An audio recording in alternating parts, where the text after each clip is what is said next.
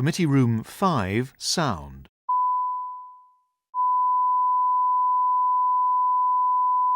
Committee Room 5, Sound.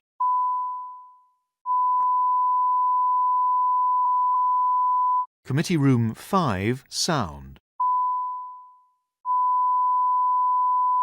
Is Julie Elliott online? Have we got her on?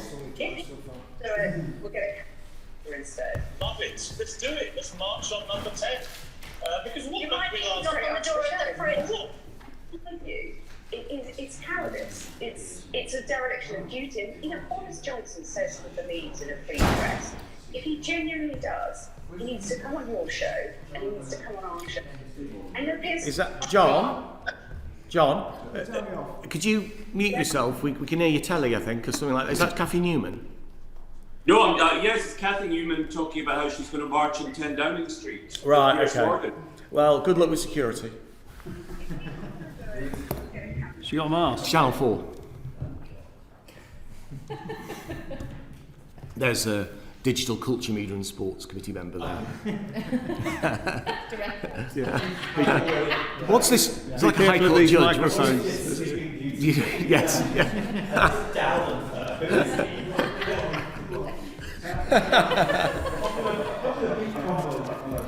And Kathy Newman, she's a lady journalist. My father used to be a Supreme Court judge, and he once did say to me, "Who is Jerry Halliburton?" And what does he do? Yeah, what does he do?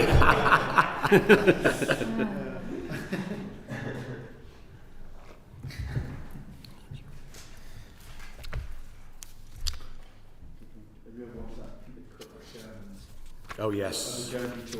Oh, the Secret Policeman's Ball. Yeah. The jury at the Jeremy Thorpe trial. One of the funniest things you could ever see. Roger would like that. And now, ladies and gentlemen, the jury, you will retire to consider your verdict of guilty. Not guilty. Of not guilty. Yes, That's right. yeah. I thought that's right. Not guilty. Mr. Norman's got a confirmed pillow. It's unbelievable. Player of the pink oboe. It's very, very good. Pillow biter. Julie's on the way. Okay, fine. Oh, she's coming in. Yes, she is. Yeah. Okay. Choreography.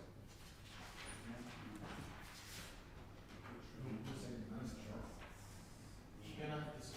We're gonna have to swap you in and out. Do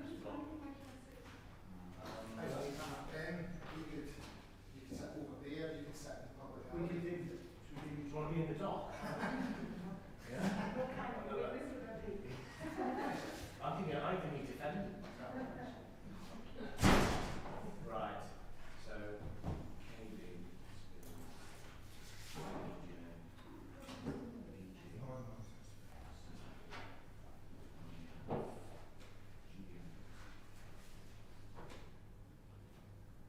Would you swap when Kevin has done his, would you swap with Kevin and then when you've done yours you vice versa? Is that yeah? You can do yours up. Then swap with Clive. What about declaring interest if you've not sat at the table? Yeah, very good point. Very good point. Do you want me to declare interest on your behalf? What's the threshold of interest? Well, 12 months. I'd say basically. It's up to you to judge, actually. But it's supposed to be what's in the member's interest and anything on top of that. Then in the season, We'll just have a procedural point about general interest in my interest in a season. So, okay. So you declare around the issue you're asking John? Yeah, I think so. If you're going to touch on it, then do so. And if you suddenly find you need to come in on something, that is an issue actually if guys are going to come in on stuff. But if you do find you suddenly need to come in on something, then you do then need to declare if you've got any actually, you issues. could declare your interest at the beginning of the question, couldn't you? You could. I prefer to do the start session because therefore I know what it gets. So what do you do if you do? Sorry? What do you do if you didn't want to interview? Yeah. You basically message me and I'll do my best, basically. And we'll try and see if we swap you out. No, I don't think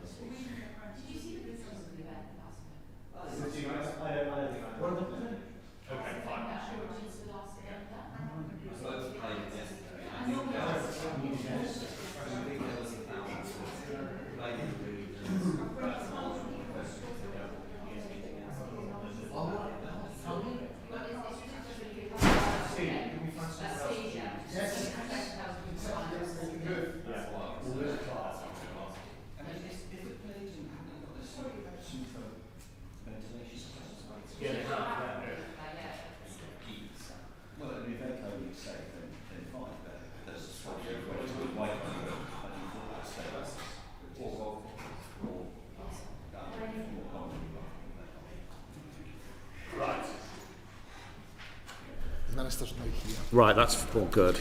It's only 5 minutes late. Right. Shall we show the Minister in? Are we all right? Are we all sorted? Any?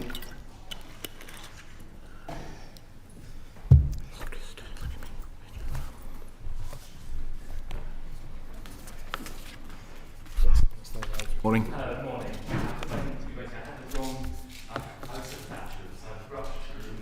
Well, at least it's not 2 o'clock in the afternoon as we originally thought. So, eligible public, I got a 5K. Perfect. Yeah, thank you. We're going to go public in 5, 4, 3, 2. Order. This is the Digital Culture, Media and Sports Select Committee, and this is a session with the Secretary of State, Oliver Dowden, the Right Honourable Oliver Dowden. Before we start the questioning, we're just going to go around the room for members to see if they declare any interests. I'd like to declare my interest, which is first of all that I'm Treasurer of the Lords and Commons Cricket Club. I've also received hospitality from the ECB, the Premier League, and also my local football club, Solihull Moors, at the weekend when they thrashed Kings Lynn 5-0. And I worked at the BBC for 5 years. Clive Efford. Alex Davis-Jones. I'm a member of the Musicians Union and chair of the All-Party Group for British Wrestling. Thank you. Damien Green. Steve Bryan.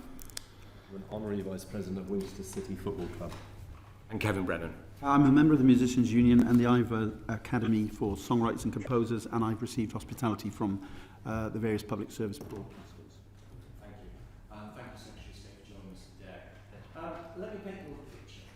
The 1.57 billion Cultural Recovery Fund has only reached some 3% of businesses. After 100 days since it's been announced, we're still waiting on a deal between the Premier League and the EFL, even as 10 to 15 football clubs themselves find at risk. Rescue packages in other sports are still being costed. More than 30% of freelancers haven't had access to a penny of support in the past 6 months. And in the creative industries, it's estimated that a mere third are eligible for support. 155,000 creative jobs have been lost since March, and more than half the jobs in the music industry look set to disappear by the end of the year. The few freelancers eligible for the job support scheme receive a maximum of £1,875 over 3 months. That's less than the minimum wage. That's less than half the minimum wage. Charities face a shortfall of $12 billion since the pandemic, and 60,000 jobs have gone there too. The government's indemnity scheme, announced in July, opened for applications just 12 days ago and is still limited in its scope, despite calls from this committee. Are you presiding over, despite the undoubted hard work of you and your ministers, which is acknowledged by this committee, are you presiding over a complete destruction of the sector? Well, no, of course, is the short answer to that, Mr. Chairman. But there are so many points that you raised in those opening remarks.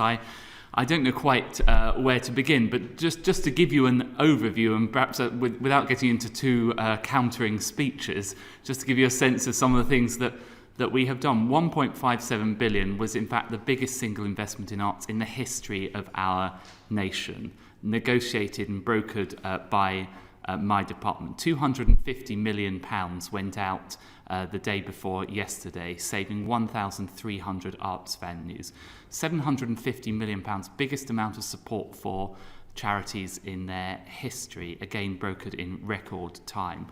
The film industry, through a combination of the quarantine, high-end film TV quarantine exemption and the insurance underwriting, now pretty much at full capacity. I was at Pinewood just a couple of weeks ago, creating thousands of jobs for creatives. You mentioned sport.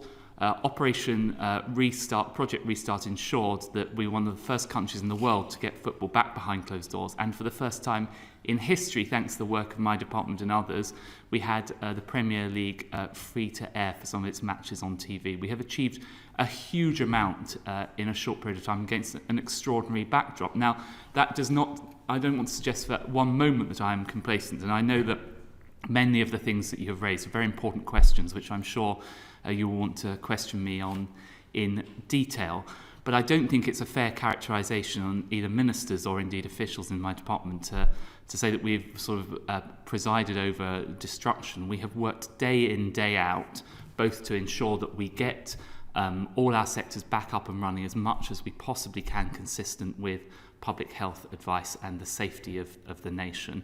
And we have got record amounts of support in for those sectors, which of course face many huge challenges. And I don't deny for a moment those challenges. One of the terrible things about being a minister during this crisis, particularly a minister for culture, sports and other areas, is that I'm doing things that I find positively hateful. I do not want to be stopping theatres from operating properly. I don't want to be stopping fans from going into stadiums. The reason why we're doing this, though, and paying that price is in order to secure public safety, in order to control COVID, and we're taking record measures to support all those sectors through this difficult period of time. Just a few points from your answer there, and thank you. And yes, the committee, as I said, does acknowledge the hard work of yourself and other ministers. We do know that as in our engagement. You mentioned twice, I think, brokered in record time. That's fantastic in that respect. However, why is it taking so long for the money to reach the organisations? I mean, you just referenced the 250 million. That's part of the 1.57 billion. Yeah. So that's 100 days ago. Why is it taking so long? And that's as true with the indemnity scheme as well, which was only open to 12 days ago. Why is it taking so long between you negotiating and it actually being delivered at the front line? Well, Mr. Chairman, may I take each in turn? So perhaps if we deal with the 1.57 billion. So first of all, almost immediately we got out the 100 million to our big national institutions, the likes of the British Museum and Victoria and Albert and so on. In addition to that, we got emergency funding out to music venues that were in trouble, £3.6 million to stem them through that period of time. We've already announced £100 million for heritage and £250 million, as you acknowledged, and there'll be a further £80 million coming later this week for arts venues. The reason in relation to both heritage and the arts that the money was not distributed immediately and it took some time was because we took the decision, I took the decision as a minister, that given the scale of the challenges facing the sector, I wanted Arts Council and others who are involved in distributing this money to have the opportunity to look at the sector across the whole. So rather than doing it on a piecemeal basis as each bid came in, they needed to evaluate the state of the sector and consider all of those bids and go through them in a proper way. And I think if we had gone at a faster pace and we'd been in the situation where money had been awarded inappropriately or money had gone to organisations that were wanting it, I think it's better to do it in as rapidly as we can, but in a proper way to ensure confidence in this. Because remember, this is the largest single investment in arts in our history. We need to ensure that it commands the confidence of the taxpayers who are paying for it. You do also have the instruments in place in order to do that, because you have the structure, effectively. You have the Arts Council, etc., in order to do that. So why is it that delay has happened if you have those structures in place? Is it just simply a case of you deciding, in terms of like civil servants basically poring over books and deciding whether or not how much is needed here and there, and therefore is that a matter of capacity in the department, or is it to do with the structures and whether or not you need to set something up new? Well, the distribution and mechanisms varied for different parts of the 1.5 billion, but I think if you're talking about the £250 million for the performing arts, which we announced earlier this week, that analysis was undertaken by Arts Council England, who brought in additional resources. But I think anyone who's involved in the distribution of public funds will realise that to distribute £250 million to 1,300 different organisations, there has to be a proper process in place to ensure that this money is being spent wisely, and I genuinely believe it is being spent wisely, and that those assurances... You accept, though, Secretary of State, that there will be institutions that will go to the wall as a result of the time delay? Is that a necessary price? No, I don't believe that would be the case, because we have said all along, and we said to institutions, if they were facing imminent risk of financial collapse, prior to the distribution of funds, they should get in touch with Arts Council England and with my department. And we had that offer available. I think the effect, and I've seen this across other sectors, the effect of saying the government is going to stand behind you stems a loss of confidence. So what you don't want is the institutions and the investors in those institutions to think the risk is I spend good money after bad.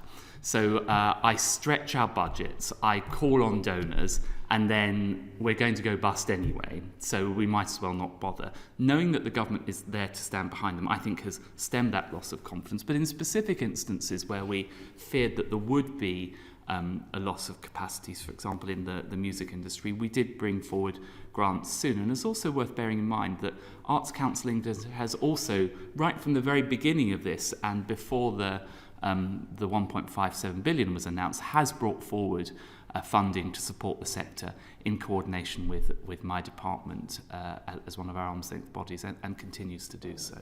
Thank you.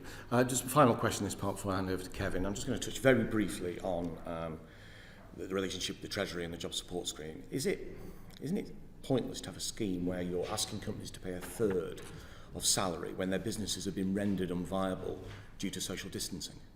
Well, if a business is precluded from operating, then they are clearly eligible for the enhanced job support scheme. That is 67% of salary. For those that can still operate but can't operate at the level they were previously, this is why we've introduced this form of subsidy in the way that you described. It's worth noting that that had the support of both the CBI and the TUC and similar in other countries around the world. So I think it's appropriate that we have this bifurcated approach whereby we say if you're not allowed to operate either because of national or local rules, the government will step in and pay 6-7% of salaries, and we have this the other scheme, the standard job support scheme, where we will pay a third of salaries, with a third coming from employees. So you don't think that there will be individuals and businesses who will fall between these two stools? Well, as the Chancellor has said, unfortunately we can't promise that every single business is they would safe be viable. And every single job so is saved. With respect, they would be viable without social distancing. These are not unviable businesses. This is part of an economy. This is part of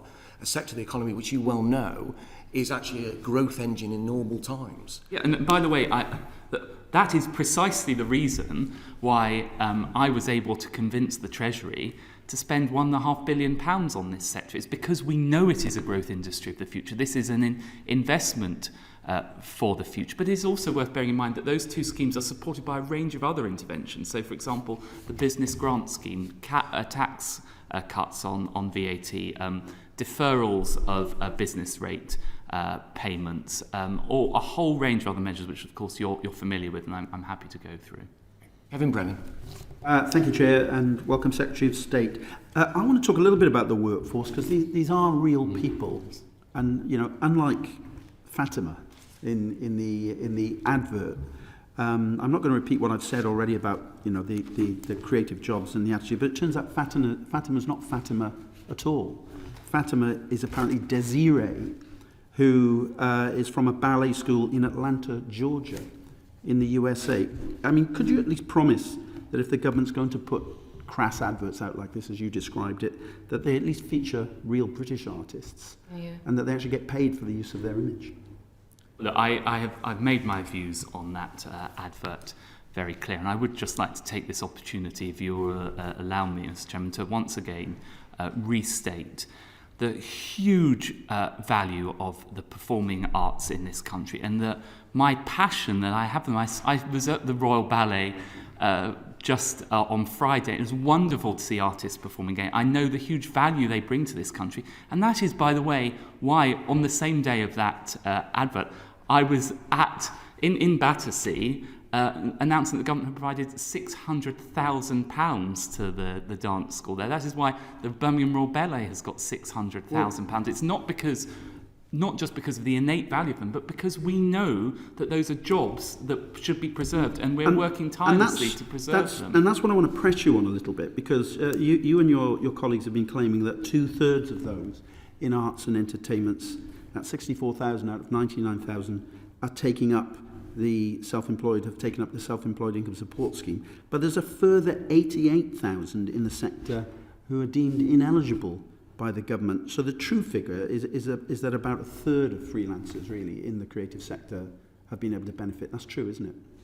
Well, again, it's worth sort of taking a step back and looking at the different elements of it. So clearly, if you're directly employed, you are eligible for furlough and job support schemes. The self-employed, 67% of people were eligible for it. That is correct. But also alongside that, for those people that were not eligible, for example, Arts Council England is bringing forward £115 million worth of support. Clearly there's wider support through the welfare system as well. But I know what an incredibly difficult time this is for people and how worrying and uncertain it is.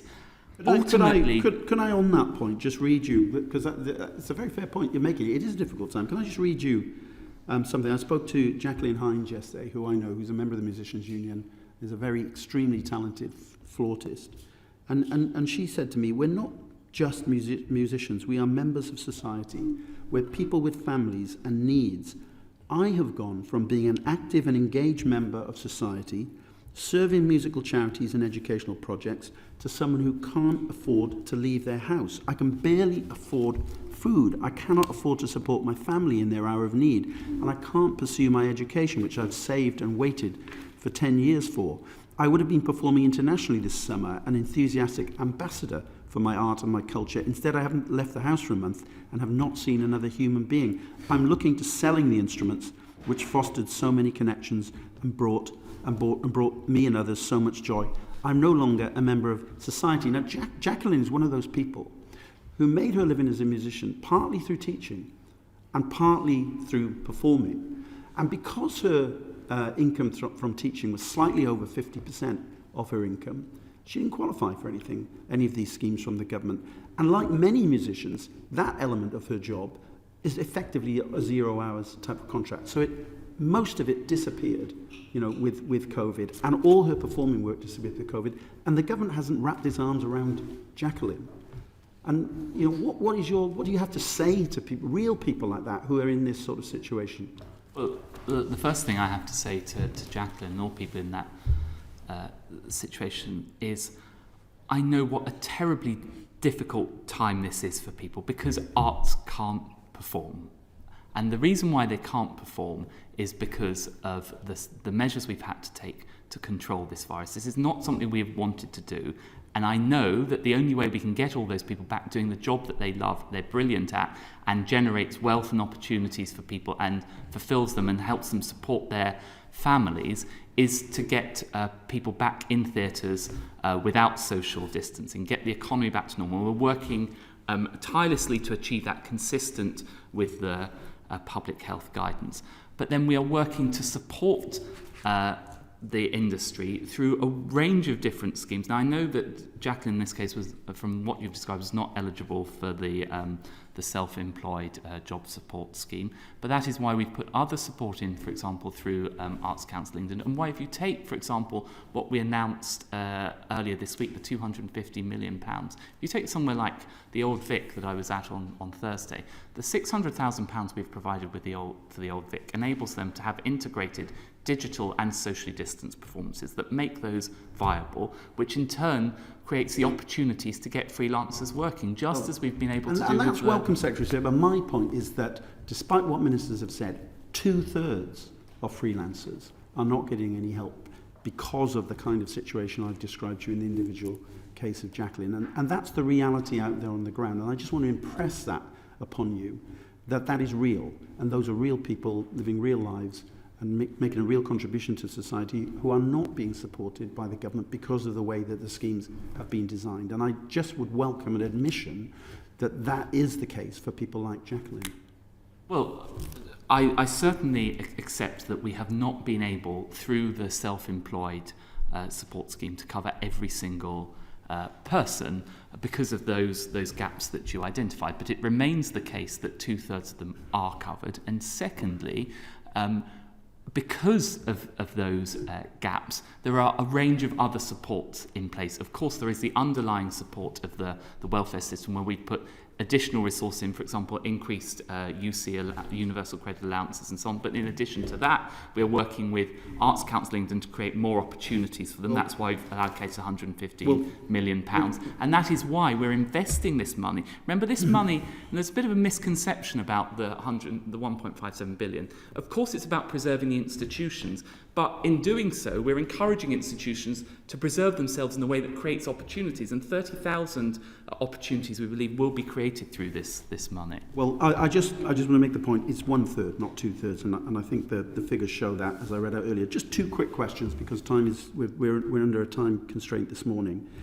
On that point you were just making about the money that's been handed out from the Cultural Recovery Fund, is it true that a condition of getting that money from the government is that anybody who receives it has to praise the government? No, it's certainly not the case. No, but of course what we did when people received those awards was we got in contact with them and we said, do publicise it, because I think it's important for people to know that this money is coming. According to arts professionals, recipients were instructed, and I quote, to welcome this funding on your social media accounts using hashtag Here for Culture on your website, etc., etc. In receiving this funding, you are agreeing to acknowledge this funding publicly by crediting the government's Cultural Recovery Fund. And alongside this, we require you to alert your local media outlets of the news. So, in fact, it's a requirement for them to credit the government, for providing the money in public. Isn't that the case? Well, I already said to you, Mr. Brennan, that it was the case we encourage people to publicise it. This is taxpayers' money that is being spent. It is perfectly reasonable to alert people to the fact that it is there. The awards were made well in advance of the information you read out to me. That is perfectly normal as part of awarding funds for there to be publicity associated with it, whether that is a private sector, public sector, or government. And actually, I think you will have seen that many people have completely independently welcomed it, and rightly so. It puts to bed this myth around Conservative governments and the arts. We created the National Lottery, which renewed arts in this country. We created the tax reliefs that enabled the film industry and others to flourish in this country. And now we've made the biggest single ever investment in the history of this country in arts. We know the value of it, and we're demonstrating it. I've got one more question, and on another matter. When you were in front of us previously, in relation to music streaming, we had a little exchange about that. And in the Select Committee's report to you on COVID, we made a recommendation that the government should look into the economics of music streaming, and this committee is doing some further work on that.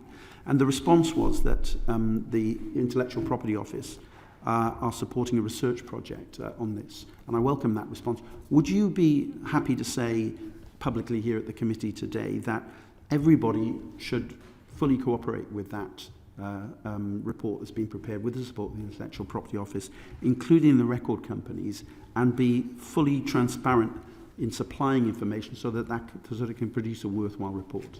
Yes, of course, people should fully cooperate with that report. Thank you. Of course. Steve Bryan. Thank you very much, Chair, and good morning, Secretary of State. And I can say that the Theatre Royal in Winchester are very grateful to anybody, including the government, for the £219,000 that they received, and I'm very happy to praise whoever helped them. Can I ask you about Operation Sleeping Beauty? You said in the Daily Mail in early September, if you must, that mass indoor events are now in my sights, and you will know that we heard evidence from Rebecca Kane-Burton and Lord Lloyd Webber about a pilot event at the London Palladium. Can I ask you then about the pilot events and Operation Sleeping Beauty? What does the rise in cases that we are seeing mean for that operation? Well, first of all, on the pilot events have been very successful, and I pay tribute to everyone involved, and it has helped us build an evidence base both about how we minimise the risks associated with indoor performances and how we mitigate against those. Clearly, we are facing very strong headwinds right now, and there's no need to reprise the science and the evidence that everyone is familiar with about the rising levels of infection. So that has limited what we can do, but that doesn't mean we're not continuing, if you excuse my double negatives, we are continuing the work behind the scenes to ensure that we can get things going again. Just to take 3 examples, we continue to work with industry to work through further mitigations that we can take, and we have a working group working with the venues working group on how we do that. Secondly, we continue to look at ways consistent with existing social distancing we can make productions viable. So there's 2 examples of that. One is the deal that Camelot reached with some pantomime producers where they buy up the spare tickets. We worked with them on that and welcome that, although of course it is between Camelot and the panto producers. And for example, we are looking at how we organise theatres so that social distancing has a minimal impact. And you will have seen those images. Some people were slightly concerned about it, the London Palladium, but it does demonstrate that it is possible to have higher numbers of people subject to where we are with the public health. And then finally, aside from the long-term work of getting just back to full non-socially distanced audiences, we continue to prepare pilots for if we're at the point where we get mass testing available, whereby we can have in-day testing. If you then, through that in-day testing, demonstrate you're not going to spread the disease for the next day or 2, how we could make that then work so that people can safely go to theatres without social distancing. So we're pushing ahead on all of those. Okay. But, of course, it has been slowed because we can't make any further easements at this stage, given the state of the disease. So, I wonder, do you accept then that productions take months and months to put in place? It was a very clear message we got from the witnesses on that session that because of that then, that mass indoor events should have been in your sights, to use your words, before September, if we have a hope of saving the panto season this year, for instance. Well, I think the challenges and actually this illustrates the challenges for the government in this. So I think if we had gone for a massive push and said to people, right, go ahead, prepare to go ahead for the panto season, all guns blazing, I would now be turning round to those producers and saying, oh, hang on, look at where we are with the disease. Which goes to my reluctance about setting a not before date. I'm very keen to do that. I was speaking to Cameron McIntosh a couple of weeks ago about this. I'm again seeing Lord Webber and visiting one of his theatres tomorrow, I believe. I hope to be able to get to a point where we can give a not before date. It feels to me that we are looking sort of end of March, April for that as a reasonable date. But I don't want to give that commitment in a way that doesn't have a strong evidential base for it and would encourage people to invest and then not get a return on that investment because the productions didn't go ahead. And the measures we can take to mitigate, but nonetheless, I don't think we're at that stage. Okay, so I mean, I'm glad to see that if you're seeing Lord Webber tomorrow, I suspect he will have many questions for you. Yes, we are in frequent contact. As many as us. This, yeah. But then shortly after the pilot, you said that a stage 5 date would not be announced before November at the earliest. So where is that now then? Because you just talked about a not before of March. Well, so to be clear on this, I said there's 2 things. When you announce the not before date, and that remains, it's certainly not going to be before November because of the challenges we've described. And but I want to get that actual not before date. I'm mindful with that actual not before date, it's going to take we want to have announced it at least 3 months before it happens because of the lead-in time. So I've just given you a sense of where thinking is at the moment. I'm not announcing that to be categorically clear because of where we are with the disease right now. Okay, and we're gonna move into festivals in a minute, but just sort of as a bridge to it then. So I mean, obviously, setting target dates we completely appreciate that you don't want to have to set them to then pull them because then you're accused of U-turns, as opposed otherwise known as listening. But could you just talk a little bit more about what will have to happen before venues can reopen without social distancing? So I mean, the government's policy, and the health secretary said in the House yesterday that the government's policy is to suppress the virus until the vaccine saves us. We won't get into whether there is going to be a vaccine, whether it will work, whether we'll be able to roll it out, etc., etc. But are we talking then about the existence of a vaccine for mass venue opening without social distancing, or is it the mass testing on-day regime that you've talked about, or is there something else between? Well, there are three things that could enable this to happen. One is clearly the vaccine, and once we got to a point where there was sufficiently spread throughout the national community. The second is in relation to on-day testing. So if we got to a point where we both have the level of testing and the confidence in it, and clearly there'd be other priorities for that, but we're confident allocating that to performing arts. And then the third thing is the natural progression of the disease and the measures that we're taking to control it. So we have a confidence both that we've got it under control and it's on the right trajectory. And again, we've seen that winter is a very bad time for that because people are indoors because of the flu season and so on. So those are all the factors at play which hold me back at this stage from giving that not before date. Yeah, and you mentioned the Palladium earlier. I mean, maybe I'm a Spurs fan, so maybe I'm biased, but I mean, there's just over 2,000 capacity in London Palladium. They say that there was just under 50% full on, was it Tuesday evening, Monday, Tuesday evening for the Arsene Wenger event. There are 62,000 seats in the new Tottenham Hotspur Stadium. That's just under 2% of the people that were in the Palladium. Even if you put 1,000 people in the new Tottenham Hotspur Stadium, you can't do that. There are roughly 100 acres to a golf course. Yeah, the PGA at Wentworth on Thursday, Friday, Saturday, Sunday, this last weekend. No spectators at all. You can understand why people are confused about that Secretary of State.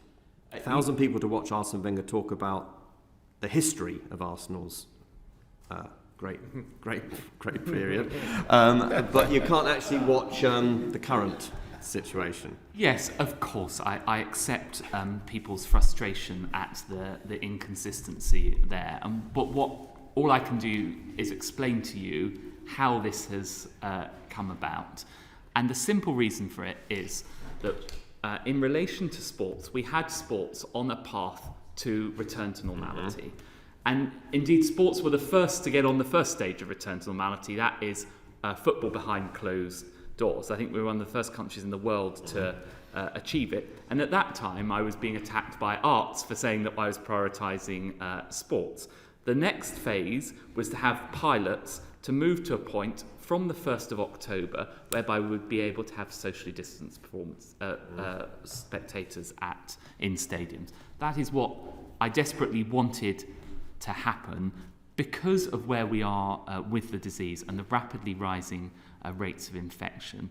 It has not been possible to have that further easement because the very clear advice from the scientific community was at this stage of the disease with rapidly rising infections, we should be imposing restrictions, which we are, not further easements. And it is worth just noting the difference in terms of the quantum between the two. So if we had social distancing for sports, that is a lot of people coming week in, week out, going to sports stadiums up and down the country. So it is an easement.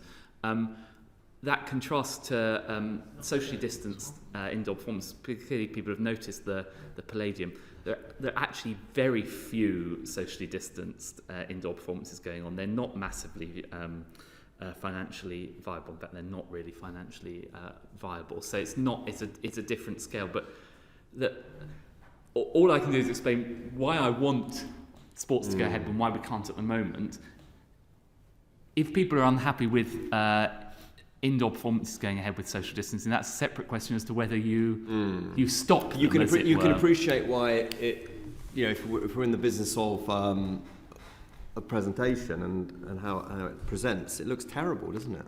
I understand people's concern about it. The only answer available at the moment to that, though, is to say, well, we won't permit indoor performances socially distanced. And I think given at this stage, of course all these things are kept under review, but the volume of them, that's not happening at the moment. Well, look, okay, we'll move on to festivals and then I'll conclude. But my point is, there's 100 acres to a golf course. I haven't been in the Palladium for many years, but I'm guessing there's not 100 acres outside, whether they've got good fogging or otherwise. Anyway, look, so festivals, I spoke about them in the House last week. May I just follow up just very quickly on that, which is that I appreciate all of those points, and that's why I want us to go ahead on the first, but we've had to pause it because of where we are with the disease. Right. It's as simple as that. About 90% of UK festivals wouldn't go ahead this year. I mean, we're past the festival season really, which is of April to September. Yet, evidence we had to the committee when we talked about festivals a few weeks ago is that all annual fees remain due in payable, even through the festival season's been completely cancelled for this year. And organisations representing the sector advise that local authorities' large single event premise licence fees should roll over to next season. That is something for which we require government action. So I'd like to hear from you on that if possible. But this year's festival season, you know, it's a major contributor to the economy nationally and locally. Lots and lots of people, many self-employed, employed in it. It was totally lost. What are you doing to ensure next season's festival season can go ahead or has even a remote chance of going ahead? Well, if I may deal with each of those things. Yeah. So on the rollover of government fees, I will happy to engage on those points with them. In terms of support, festivals have received support through the Cultural Recovery Fund. So just over 4.4 million has gone to the Association of Independent Festivals members. So that's starting to flow through, and 70% of Association of Independent Festival members were successful with their application. So we are starting to get support through. I think in terms of festivals as a whole, it's in the same category as all these other areas where we want them to happen. We are working closely with them on how to do so in a safe way. And the Purple Book, as you're aware, was published yesterday. So we've made good progress with that through the Outdoor Events and Festivals Working Group. So we work on how we manage those risks around it. And again, as we get the disease under control, I want us to start piloting and then have a not before date. But again, that is subject to the evolution of this terrible disease. Have you been personally involved in the development of the Purple Guide? Well, my officials have, and I've been made aware of it. I don't want to overstate it clearly, that given the huge amount of work that's going on in the department, that has been principally led by my colleague Caroline Dine. Yeah. Okay, for now, Chair, back to you. Steve, just one follow-up question on that. You mentioned the three pillars, effectively, which is the vaccine, testing and controlling the disease. Yeah. Now, vaccine, we know that trials are being stopped. I mean, personally, I don't think we live in a Hollywood movie in that respect. When it comes to testing, Operation Moonshot, the stories today again about the fact that that's now being potentially scaled back. And then controlling disease, obviously we just had very tragically, the highest number of deaths, I think, since the beginning of June. So let's think about a plan B. If we don't have a vaccine, if we don't have the capacity to test absolutely everyone, and if, frankly, this disease just keeps rumbling on, what is plan B in terms of reopening? Well, first of all, I would just take issue with each of those points very briefly because it's quite important. So there's not just one vaccine, there's multiple vaccines being trialled around the world, as you know, and they will have setbacks at different stages. I think the overall trajectory is the same, and most scientists agree that it is a reasonable scenario to think that we will have one towards the beginning of next year, and clearly there's challenges around rollout. In relation to the mass testing, we still continue to make good progress with that. I would take with a bit of a pinch of salt the sort of day-to-day reportage of that. And it is the case anyway that with the disease, we will get to a point in the spring where we come out of the difficult period, which is people being indoors and the flu season. So I think it is reasonable for government to work with the sector to see how we can minimise the risk, which is what we are doing now. We're working with them on all the measures we can take to mitigate, so that then as those factors come into play, the things that may make it possible, we are ready to go straight away with it. So that is the government's plan. So there's no plan B beyond these three pillars. That you think that is enough, basically waiting for the vaccine, extra testing, and also controlling the disease, although the disease clearly isn't in control at the moment. Well, I would argue that those are all different plans. So they are, in effect, plans A, B, and C, and that we're working across all of them. Do you get my point? That basically, if we there is a scenario in which we do not reach these points. Well, but that is something that pertains across the whole wider economy, and those challenges apply just as much to hospitality, which is suffering because of social distancing, tourism and so on. That is the approach being taken around the world. There is not some sort of silver bullet. We all wish that there was, that we could fire to stop this disease. It is how we can live with this disease in the short term and take the mitigations, and in the medium term, control the disease, either through the range of macroeconomy measures, a vaccine, or having a mass testing, so essentially you're freed from the disease for that period of time. Alex Davis-Jones. Thank you, Chair. Thank you, Secretary of State. I'd just like to ask a brief supplementary on the Operation Sleeping Beauty, if I may. At the end of last week, it was announced that Camelot have now agreed to fund a seat matching scheme for our venues and our theatres. You mentioned that hospitality was suffering due to social distancing, but they were obviously given Eat Out to help out. The One Voice campaign have been calling for Seat Out to help out. Is this something that the government would be able to roll out nationwide to help our theatres and venues struggling with social distancing? Well, I would like us to have continue to consider measures around the Seat Out to Help Out scheme. The thing I would say about that is that the idea of Eat Out to Help Out was when the hospitality could operate in a commercially viable way. It was then about driving people to hospitality, and it worked very well. The issue with theatres is they cannot operate in a commercially viable way with social distancing. Now, if we get to the point where we can get them to operate in a commercially viable way through all the means we've been describing, at that point I'd be very open to looking at measures to encourage people back into theatres, because clearly there will be a confidence issue about people going back. I think that is the point at which we would look at those kind of measures, and I'd be very open-minded about public-private collaboration, discussions with the Treasury and so on, but I think it has to wait until then. Damien Green. Thank you, and morning, Secretary of State. I'd like to move on to sporting matters, if I may, that other part of your responsibilities, and specifically starting with football. We've seen this power grab by the bigger Premier League clubs, Operation Big Picture. It's been described by the Football Supporters Association as a sugar-coated cyanide pill.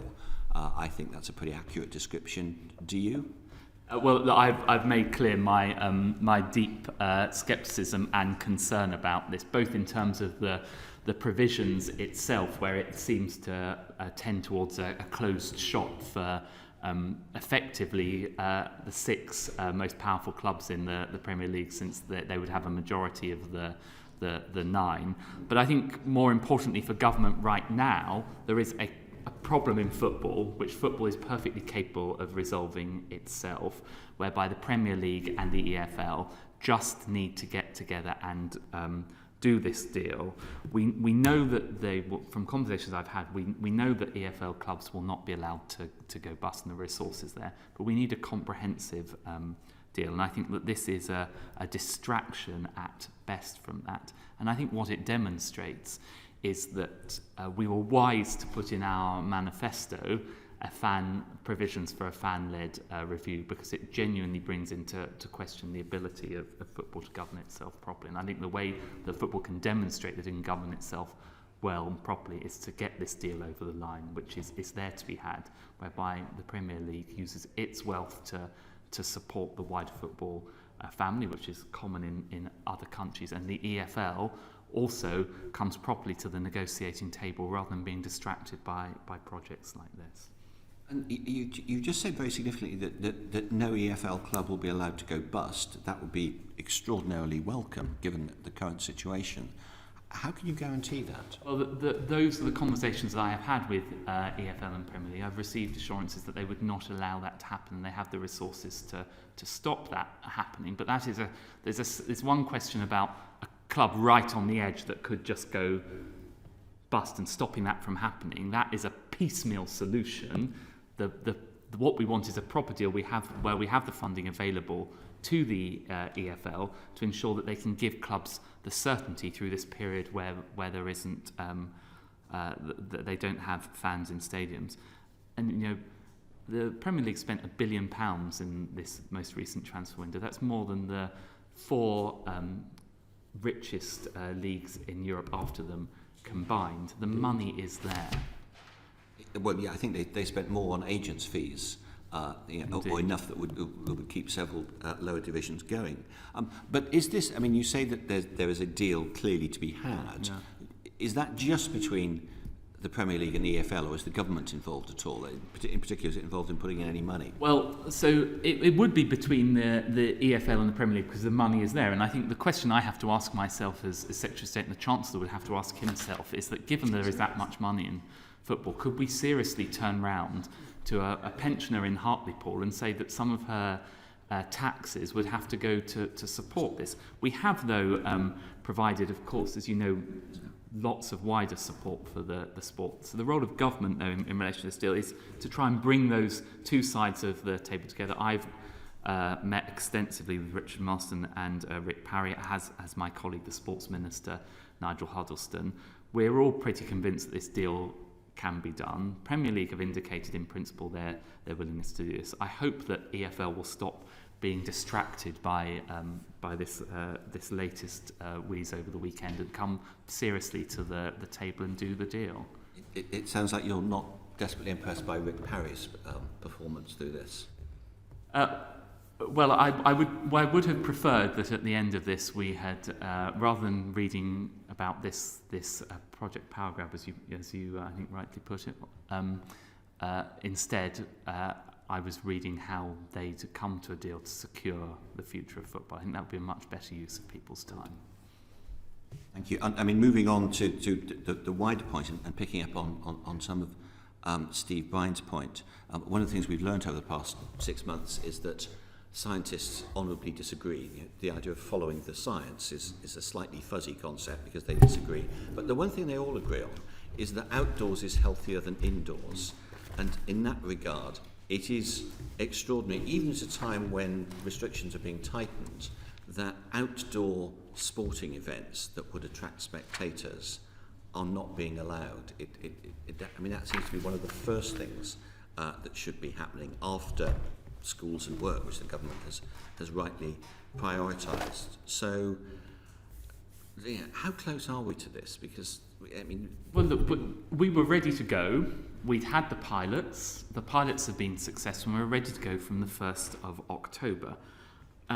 We had to pause it given the rapid expansion of the disease. It is worth noting, though, it's not just in the stadium. It is the journey to and from the stadium, both on issues such as public transport. People are likely to want to have something to eat and drink on the way. You know, there's lots of other social contact points. Now, that's not to say that those things can't be mitigated.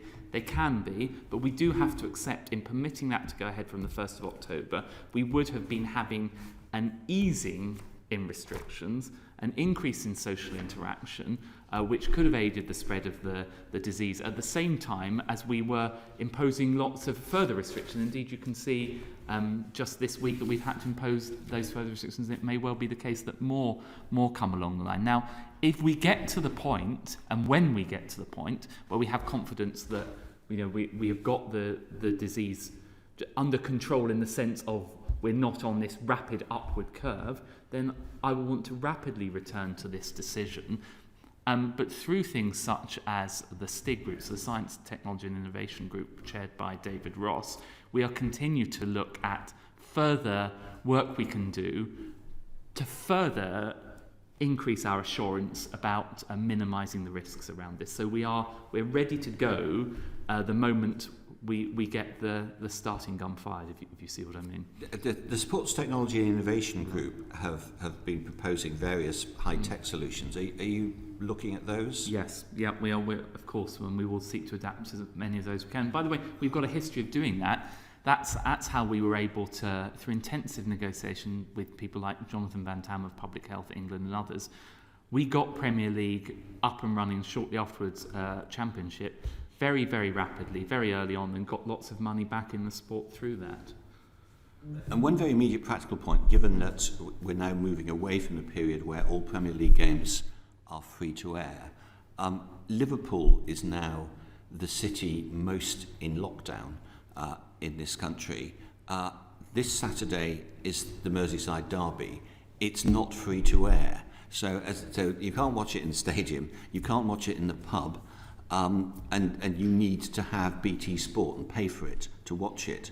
Do you not think that if that's not free to air, that is an invitation to people to break the lockdown rules and go into the house of the person in the road who's got BT Sport? Should that game at least be free to air? It's a hostage. Well, first of all, I think people are very sensible and know the challenges in Liverpool, and would not. I wouldn't accept the premise that people in Liverpool are going to break the rules at all. But if BT were able to do that as a gesture, that would be a great thing to do, of course. Here. Hi, Bedford. Well said. Thank you, Chair. Just going to take you back to Project Big Picture. I mean, two American owners of two of the biggest English football clubs come up with a plan that could put the entire Football League on a sustainable financial footing for a generation, possibly. And you've rejected it. Who did you consult before you decided to reject the plan?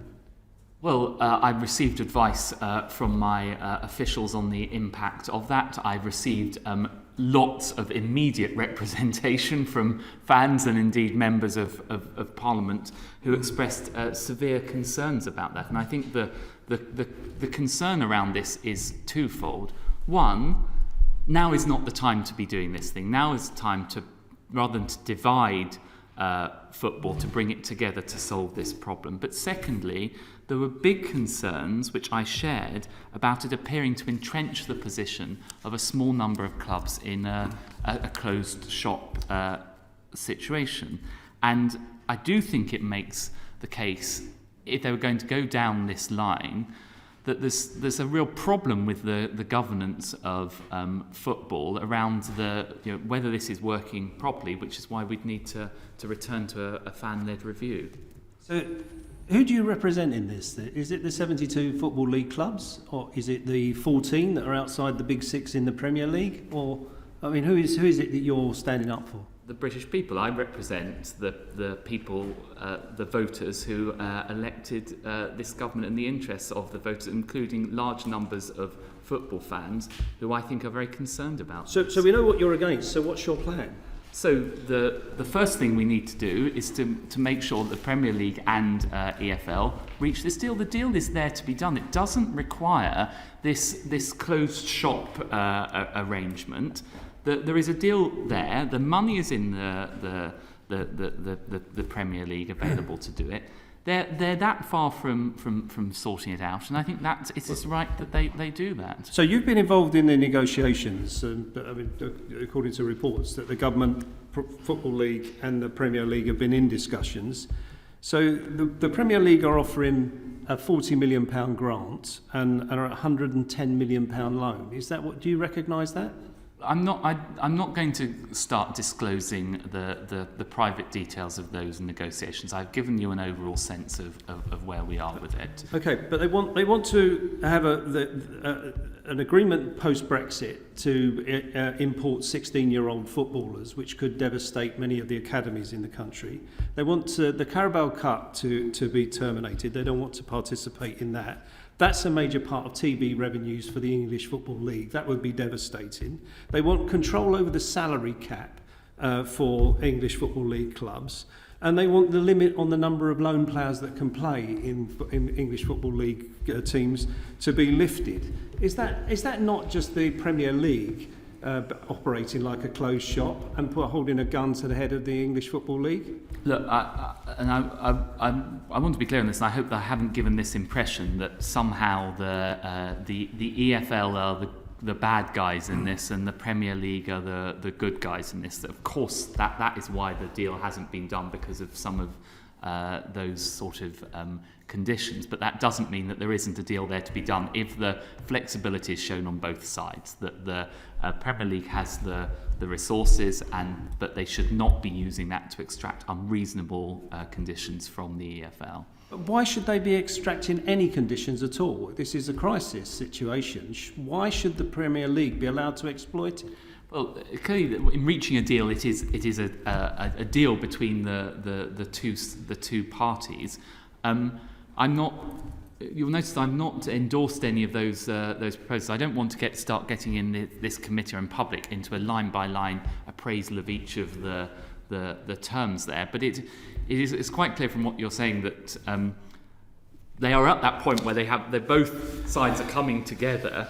They just need to get over the line with this, and I still genuinely think that they will do so. So when you've commented on this, you've said that the resources are there, and I have to say that if they can't get together and work together to sort this out, we will have to return to what we promised in our manifesto, which is a fan-led review of football governance, because I think many fans will be concerned about what they are reading today. Yeah.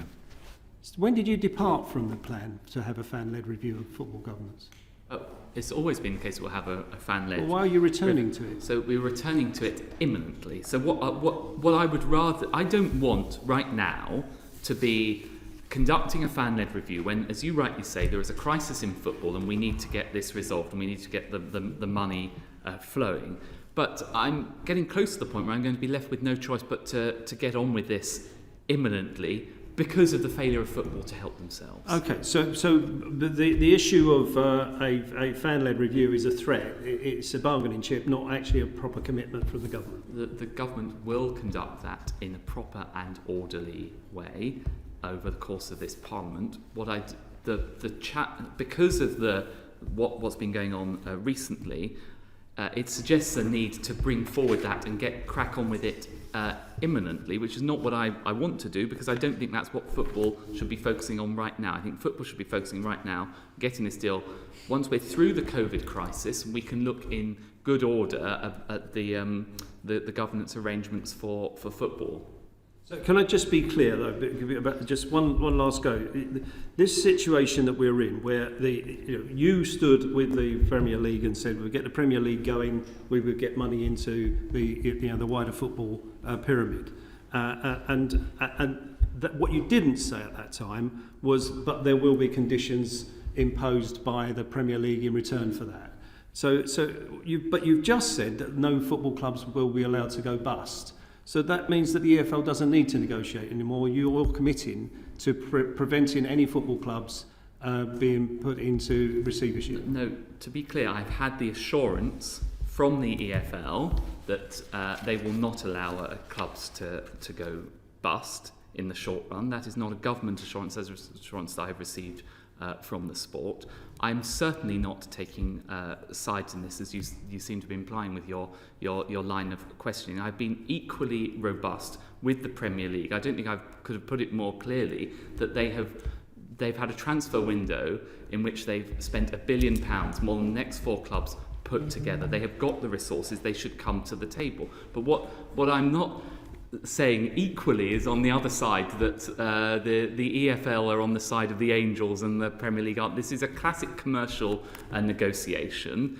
They can do the deal, and I want them to get on with it. The resources are there, and there's a deal to be done. Okay, can I just move on to one issue about the return of fans to stadiums and to other sporting venues, to be quite frank. When we've seen pubs opening, and people are allowed to go into pubs, you've been to the theatre, why is it that when football is out in the open, that clubs have spent a lot of money? I have been to visit myself Millwall Football Club. I've seen that they've spent £150,000 on creating a safe concourse and area, moving their turnstiles, yet they've not been allowed to bring fans back in. Why is it that football clubs haven't been allowed to open up for limited numbers of fans when venues like pubs have been able to? Well, first of all, I pay tribute to all of those clubs, and I know how hard they've worked, and they've worked very closely with the government, and it has been the case that they have had fans back, and we've had quite a large number of successful pilots. The plan had been to ramp up those pilots to full returning of fans to stadium with social distancing from the 1st of October. The reason why it has not been possible to do that is it was not judged a collective decision by the government on the basis of advice from scientific advisors that at this stage of very rapidly rising infections, that now was not the time to make those easements. And I have to say that I think the risk would have been the other way round. So say we had gone ahead from the 1st of October, people had seen very large numbers of fans going into to stadiums at the same time that the virus was rising rapidly. I think they would have rightly said, well, hang on, why are you choosing to do it at this point when we're imposing all these other restrictions? This is not saying we're not going ahead with it. We want to go ahead with it. It's simply a pause given where we are with the virus. So moving on, because we're short of time, the local government income guarantee, if local government were to give gymnasiums a free rent and rates, rate relief and other fees, does the income guarantee for local authorities cover that sort of expenditure? Well, there's been large amounts of money made available. I think it's £4.2 billion. I think there are resources there. I think clearly local authorities will have to prioritise their statutory duties, but we have made available resources for local authorities. Okay, last question. I just want to go to the BBC and Charles Moore. Just one last question. Did you actually offer Charles Moore the job as chairman of the BBC? No. So there's no truth in the rumour that he only turned down the job because you wouldn't pay him £300,000 a year? No. Julie Elliott. Thank you, Chair. Can I go back to something you said much earlier on about when we were talking about support for the COVID crisis in the sector? And the Chair asked you a number of questions around Kevin Brennan asked you a number of questions around the viability of businesses. Can I just clarify something? Do you believe there is a difference between a business that was not viable before this crisis and a business that is not viable during this crisis but will be after it? Yes, of course there is a business that was not viable because of this crisis are exactly the ones that we're trying to help through the range of measures that we're taking. I don't believe you are helping businesses who are not viable because of the crisis, and that's why I just wanted to clarify, because your answers weren't clear. So you do think there's a difference between a business that was in trouble before the crisis happened and obviously is in trouble continuing, to a one that was perfectly viable, isn't viable at the moment for reasons outside of its control, but would be with the correct support after it. You do agree? And that's exactly why we've put £1.5 billion in, for example, through the Cultural Which Recovery is not Fund. enough, but we'll carry on. I want to go back to the Premier League and the EFL, and again, I've listened to your answers very carefully around this. I'm very concerned. Can I ask, do you believe that the financial crisis that is hitting professional football because of the COVID crisis is the same as the financial crisis within football and governance outside of that was there before this happened? Or do you believe the two things are the same thing? No, they're two separate issues. The reason why the fan-led review has come into play is because of the proposals that we saw over the weekend, which is seeking to bring forward a restructuring of football, which is exactly what the fan-led review was meant to look at. Now, if they want to go down that path, what I have to say to them is that we've got, the fans' interests here, which is why we proposed that fan-led review, and it is inviting the government to bring forward that fan-led review to address that. Yeah. So, do you believe, when you said earlier in the year, you called on the Premier League to step up to the plate to support the other leagues in football, do you believe that the Premier League should step up to the plate, and they clearly have the money to support the rest of the football leagues? It's really in their interests to do that because of the supply chain and everything else. Do you believe that should be sorted out completely separately to this nonsense that's been announced at the weekend? Yes. And in terms of the fan-led review, which I do think is a very, very different thing, when can we see that starting? Well, I think what I would like to happen is for us to get through this COVID crisis, for football to return to normality, so fans fully back in stadiums without social distancing. So after the crisis, yeah, so we can get a clear picture of where we are with it. So can I ask, I mean, my understanding of what is going on in football, and I represent an area in Sunderland that has a team and a region that is football, obsessed, I could say, as a rugby fan, but there we go. It's a huge part of our culture, our community, our life in the North East. As indeed, of course, is the rugby league as well. Well, I'm a rugby union person, but never mind. Wrong part of the north. However... Well, in different parts of the north. I wasn't implying to in Redcar. Anyway, the reality is, talking to people that I know in football, that we are weeks away from some of the lower league clubs going under. That is the belief if you talk to people involved very closely with the game. Yeah. So I was very surprised when you said the EFL won't allow clubs to go bust, because that is not my understanding of where we are. I think there are clubs in dire financial positions in the current climate, and clearly with where we are with COVID, the incidence of the disease going up exponentially in the last few weeks, we are nowhere near fans coming back into stadiums. And I absolutely agree that the health of the people of this country is got to be the priority. But in that desperate situation, what is the government going to do to ensure that the EFL survives in the way it is at the moment? Because I don't agree that there is not any clubs in financial dire straits. And I don't disagree with you that there are not clubs in dire financial straits. And for example, they have been able to take advantage of a wide range of measures that the government has already introduced on a cross-economy basis, whether that's a furlough scheme or particularly in relation to clubs. The furlough scheme comes to an end. Yes, but particularly in relation to clubs, PAYE deferral has been one of the big things that they have benefited from. My point throughout this session, and indeed leading up to it, is there is tremendous wealth in football, particularly in the Premier League, when they're spending £1 billion in a transfer window. Agree. And the Premier League needs to play its part in supporting football and getting those resources through to the EFL, because frankly it is in the Premier League's interest to do that, because that provides the resources. So we don't have a disagreement there, but what is the government going to do to intervene in this situation to encourage the Premier League to sort out the financial situation caused by COVID without the nonsense of this deal at the weekend, which is trying to preempt a wholesale reorganisation which should be fan-led?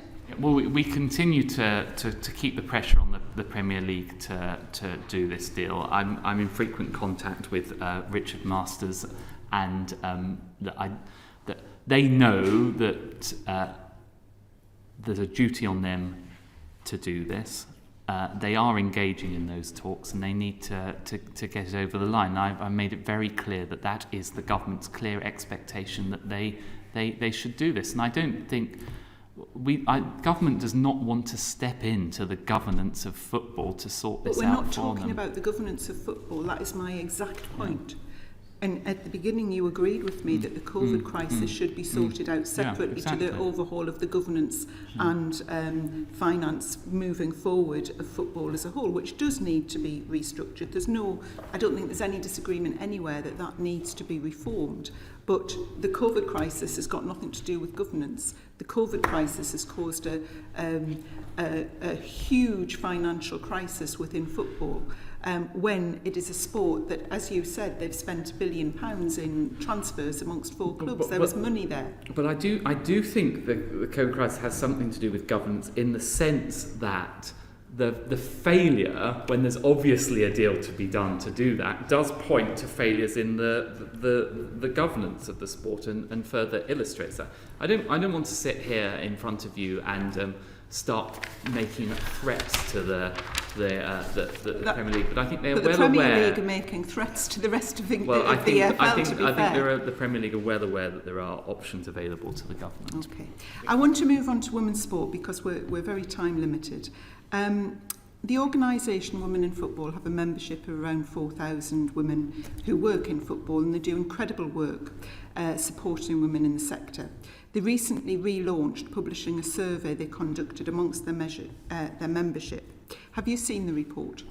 I'm afraid I haven't had a chance to look at that report, but I do genuinely recognise the huge strides that we've made forward with women's sports, and I really don't want this crisis to see that. Could I ask you that you will read the report? Of course, and I will do. Let us have your comments on it when I'd be delighted to do so, and I'll write back to the committee. One of the things that it found was that 2/3 of women in football had faced discrimination in some way, and yet only 1 in 10 incidents had been reported. do you think that's an acceptable position? And is there anything the government can do to try and sort that out? No, of course it's not acceptable, and I'll be looking very carefully at that report and to see the recommendations that it makes. And as you know, the government has introduced a range of different measures around direct and indirect discrimination. And on the 18th of June, you said that football is back, although the women's game had finished on the 25th of May. So it was the men's game that was back, not the women's game. I think that was a slight, not the best use of language. And although there's excellent work being done by people like Kelly Simmons and the FA to try and get the sport back, have you have you had any discussions as government as to how you can support the women's game, which was really growing and really picking up support, and have you done anything to look at how you can support the women's game coming out of the crisis?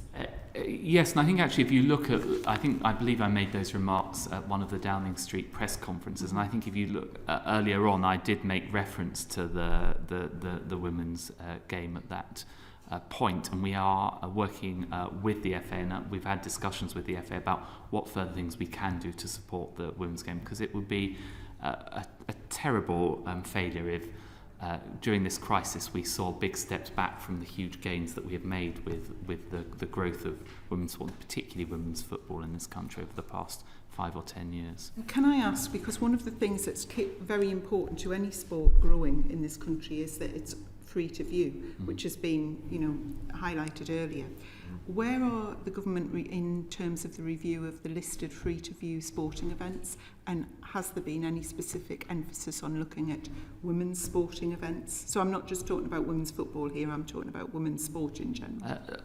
I think you're referring to the listing regime, yes, and we are looking at women's sports as part of the listing. And when regime. can we expect to I'm happy to write back to the committee on the status. And finally, I want to talk about, according to Women in Sport, nearly 60% of girls are not meeting recommended exercise guidelines, and there are over 700,000 more inactive women in this country than men in England. Is there a plan to change this? Because obviously exercise is vital for public health, and the crisis has shown that obesity and lack of activity is one of the contributory factors as to how well you deal with the virus. Has the government any plans to address this problem? Yes, well, I think it's worth noting that even at the height of this crisis, when we had the nationwide lockdown, unlike other European countries, we never banned exercise for precisely that reason.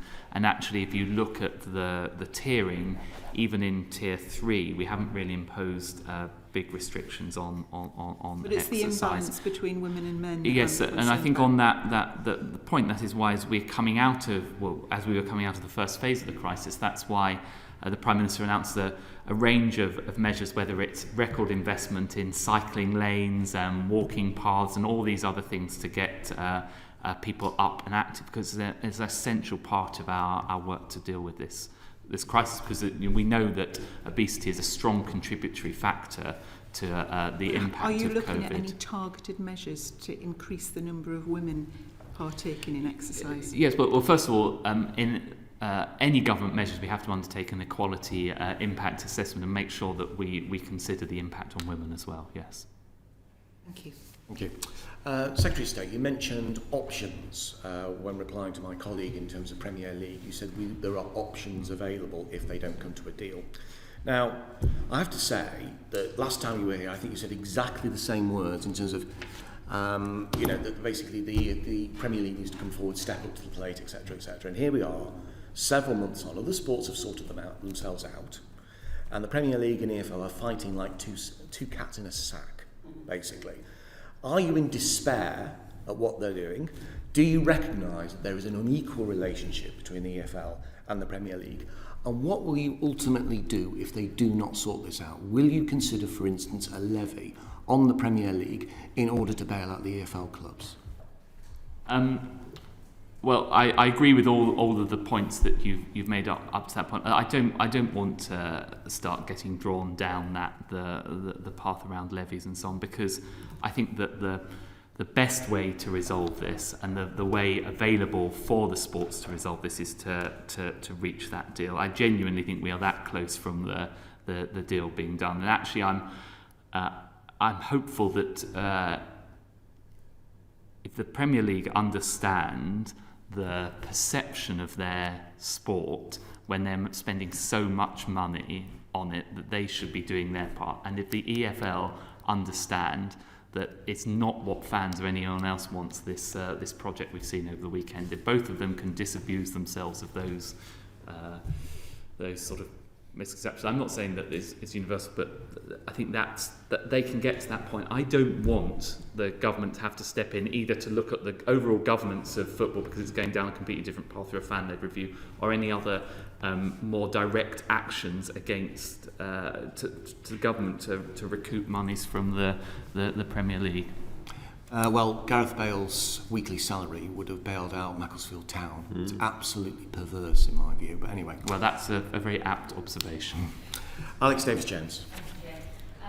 I'd like to also touch on some of the issues regarding women's sport and misogyny in sport. We heard some of the horrific stories by my colleague in football, but unfortunately these things persist in all elements of sport and culture and life. I recently had an adjournment debate that considered the government's actions to tackle misogyny in sport. The responding minister from your department showed an understanding, but the problems ultimately fell short of the government's need to tackle this directly from the top. I'm particularly interested to hear your thoughts on how we can support industries and sports who currently have no regulatory body. So who do these people go to when issues arise? Now, I'm not sure if you're aware of the Speaking Out movement that launched with wrestlers across the world, but it was also quite prominent with British wrestlers. What plans do your department have to support these unregulated sports and industries? I think you raise a very important point about these unregulated sports, and I'm very happy to meet with all of these organisations, see what further steps we could take to support them further to Julie Elliott's points around that report that I will look at with interest as well. Great. We'd really welcome that meeting. Thank you. I'd love to do so. Also, in terms of regulation, in terms of what sports can start back up and in terms of industries that can start back, it's left many wrestlers and dancers and those industries where you involve close contact really struggling to understand and interpret the regulations. Your parliamentary undersecretary wrote to me to state that both sports and performing arts need to follow the rules for training schools, but was actually unclear on events. Now, as I've mentioned, wrestlers and dancers require physical contact to perform. So are you therefore able to clarify that in physical contact during performance, is this allowed, presuming that people have been tested and isolated in advance? Provided that they follow the guidance for their individual sport or performing arts. So we've set up working groups. Within that, there's an approvals process for them.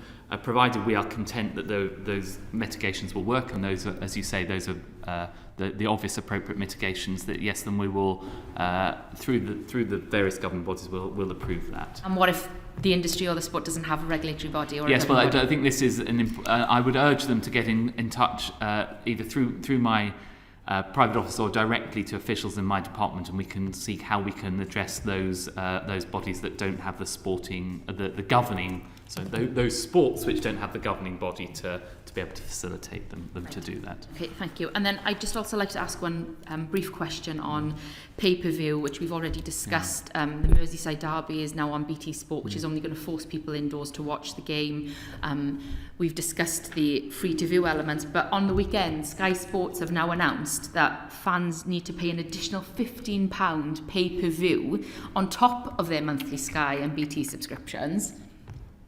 What are your thoughts on this? I was not massively impressed. Let's put it that way. I think this goes to the whole concern that people have. This is a brilliant sport. It is our national sport. We all take huge pride in it. I hope that the sports themselves can come together and sort out the funding, particularly for the EFL and all these other things. I think they jar with this idea of coming together during this this period of crisis for the country and for the sport. And what conversations have you had with the broadcasters specifically about this and their pricing packages? Clearly we had conversations with the broadcasters at the time of the return of football behind closed doors to facilitate that. We continue to raise these issues with them. I haven't personally raised the issue of the £15 with them, but we'll continue to discuss it with them. Thank you, Chair. John Nicholson. Thank you very much, Chair. Good morning, Secretary of State. On the question of interest, I should point out that I'm a former BBC presenter and reporter, and also presenter at ITV News. Secretary of State, there's a sense that your department overpromises and under-delivers. So could I refer you to your 2019 manifesto, where you pledged to shave 8 years of Theresa May's target on broadband? And this is what the manifesto said. It promised full fibre and gigabit capable broadband to every home across the UK by 2025. Now, when I asked your Minister for Digital Infrastructure about this in the House and whether or not you still planned to honour your promise, he declined to answer.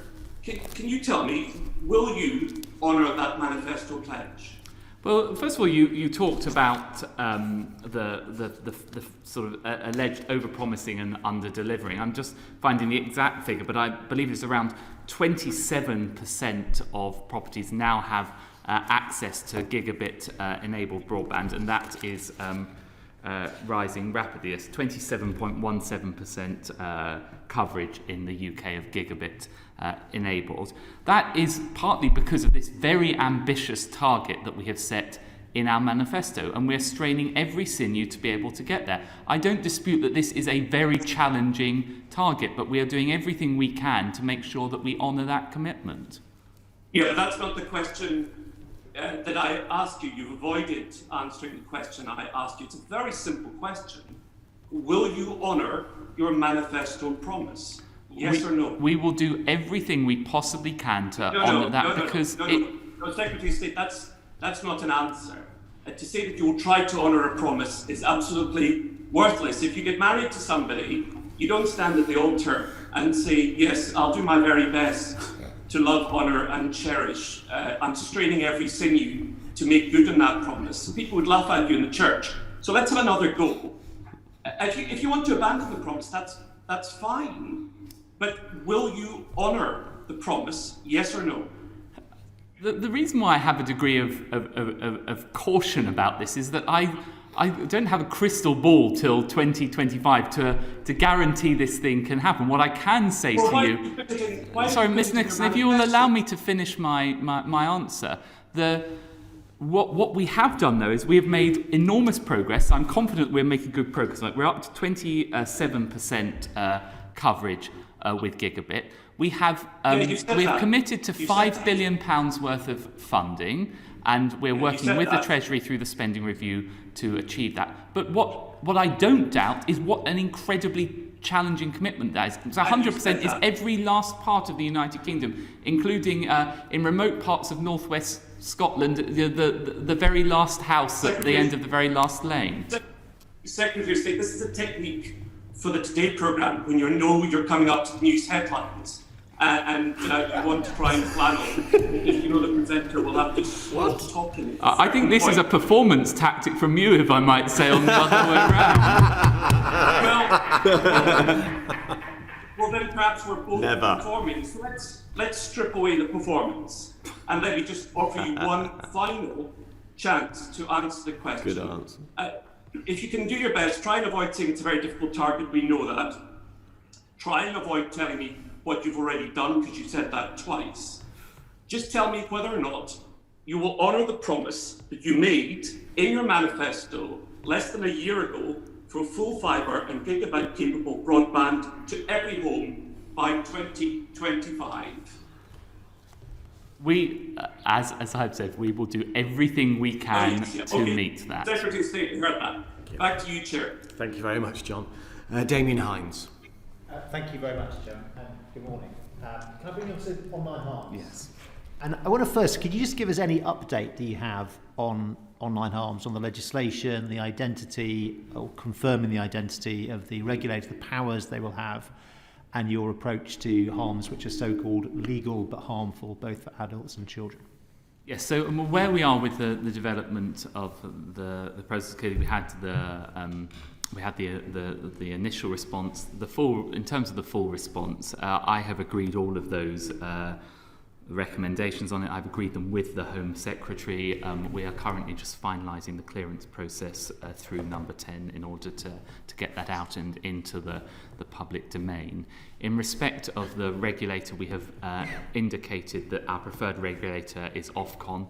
I'm continuing to have conversations with Ofcom on the assumption that that would be the case, but clearly again we will have to formally confirm that in the right round, because as you know, as a former cabinet minister, I have to wait till we've secured full collective agreement to say that is definitively the position, but that is very much the basis that we are working on.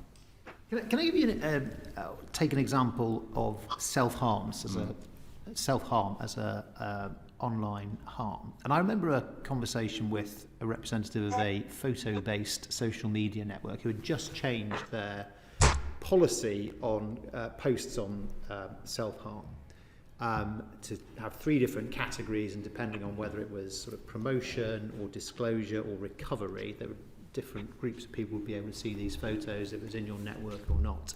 And I remember hearing this person describing this and thinking, she seemed a very decent person, a very right-minded person, but I knew of no reason to believe that she was the best placed person to decide what the exposure of this generation of children should be to pictures of self-harm, nor especially why her organisation, which is a commercial company, was best placed to do that, balancing against their other objectives. Are they? Well, that is precisely what we're setting up the regulation to determine. So the structure is that we will impose a duty of care. The operators will have, social media platform operators will have to be transparent about how they are enforcing that duty of care, and they will be accountable to a regulator as to whether those are appropriate measures. Because clearly I as a minister can't make that individual determination. The point is to set up a structure to enable to hold them to account, and if they fail to do so, they will face legal sanctions. But it would be against their own published terms and conditions, so they would still be determining what they thought was the appropriate distribution or exposure of, for example, images on self-harm. And you could say the same about eating disorders and various other things. I think there's sort of 2 elements, isn't it? The social media provider will come forward with their terms and conditions. We won't just say, it wouldn't be we, I have to be careful with the regulator wouldn't just say fine. They would say, well, look, are these proper sort of do they have proper and effective terms and conditions? A, and there'll be a process for doing that, and then B, there'll be, if they don't abide by them and properly abide by them, then there will be consequences of doing so. So the essence, look, what we're trying to do, and it's a difficult balance, as I know you'll appreciate, is that there are certain things that are very easy to deal with, which is illegal harms, and we make those illegal. We're treading this path between the sort of state regulating the internet and social media, whilst at the same time trying to protect the most vulnerable. I am acutely mindful of the particularly, and I think more and more boys, but teenage girls are particularly susceptible to self-harm and eating disorder websites and so on. So I have in my mind, can I credibly say that this regime is addressing that, whilst at the same time operating in a free society? I think that's encouraging to hear. Can I press you, Secretary of State, on this point about the terms and conditions? Because I think it becomes fundamental. Yeah. Yes, we say the regime will hold companies to account for their terms and conditions, but they have to be the right terms and conditions. Exactly. And then I think the question becomes, who is conducting that test? At the front line is going to be the regulator. But is it going to be the regulator that decides what should be in scope, or is it going to be you and your department, or is it going to be Parliament? Well, and again, if you can take the minded to with the sort of appropriate caveat, I think the way we would resolve this we would through secondary legislation to be approved by Parliament, define particular specific areas of legal but harmful activity that we would particularly want attention to be paid to.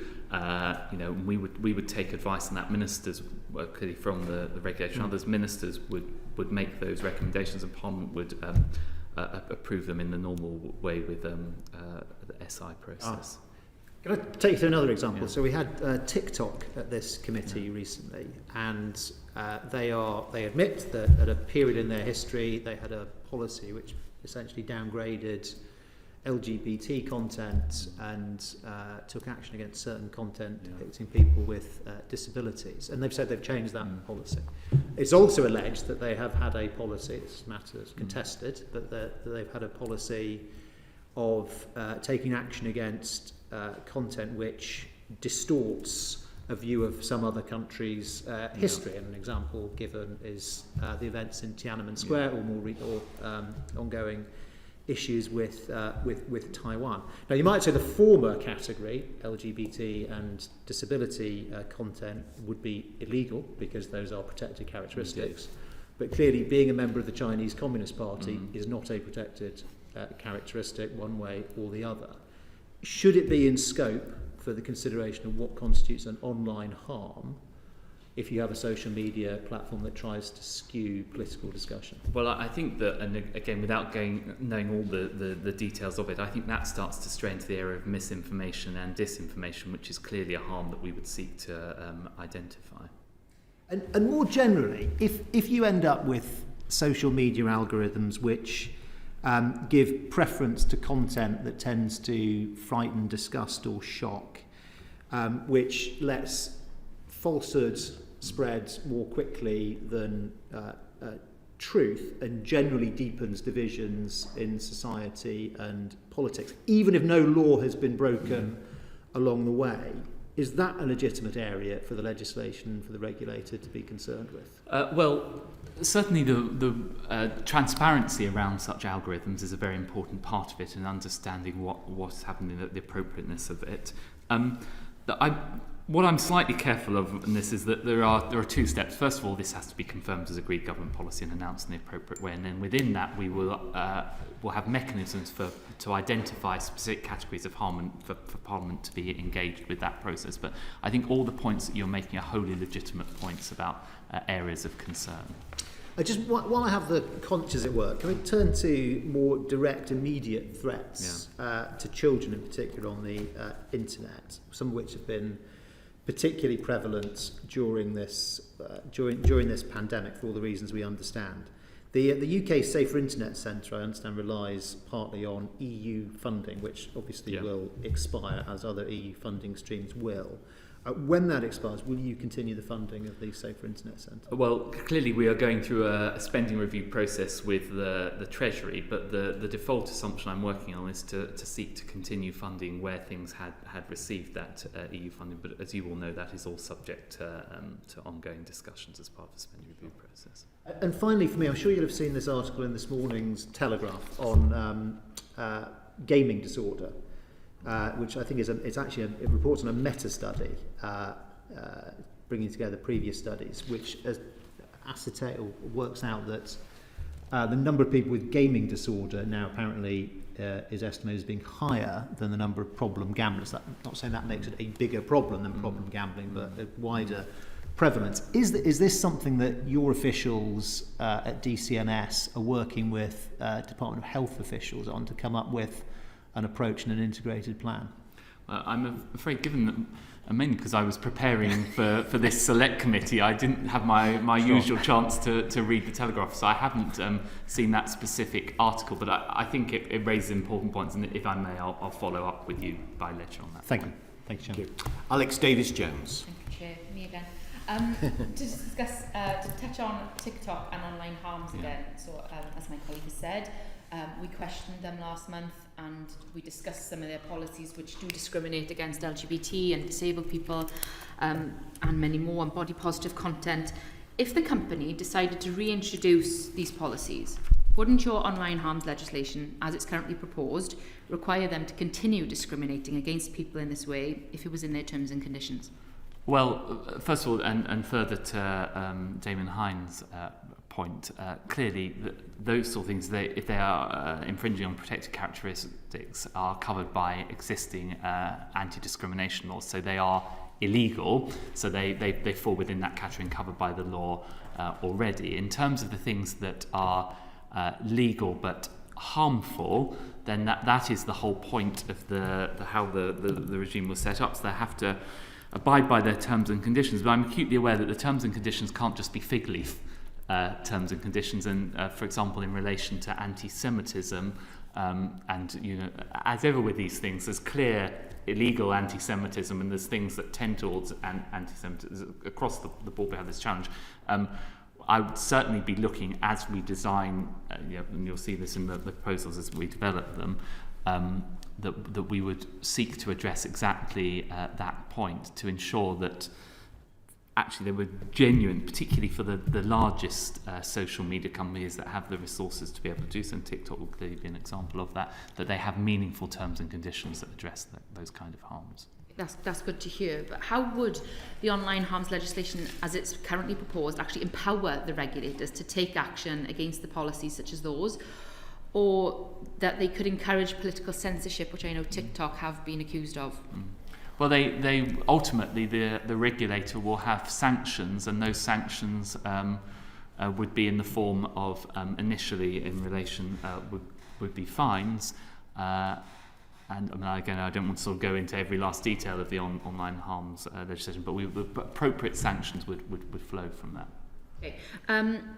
What is your response to the claims that some of the content on TikTok and other platforms, I don't want it to seem like I'm specifically picking on TikTok here, but that they glorify domestic and sexual violence?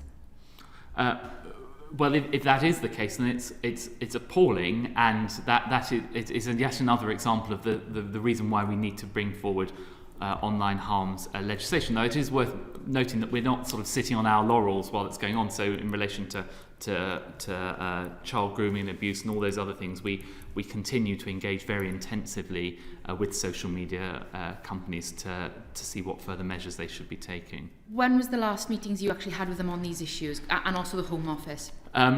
Well, the Home Secretary and I have engaged a lot with, I mean, I have to write back to you on the exact timescales, but the Home Secretary and I have engaged extensively with social media companies in relation to child abuse and images and exploitation. My colleague, I meet regularly with social media companies, it's always on my agenda, and my colleague Caroline Dinage does this on an even more frequent basis. But with your permission, I'm afraid I don't have the dates to hand. I'll have to write back to you to provide details. Thank you. Yeah, I'd appreciate that, especially in light of the domestic abuse bill that's currently making its way through Parliament. Yes. I think it's really important that those discussions are had with social media companies and the Home Office. Yes, of course, I completely agree. Thank you, Chair. No more questions from me. Thank you. Yeah, that's 5 letters you owe us now. So right.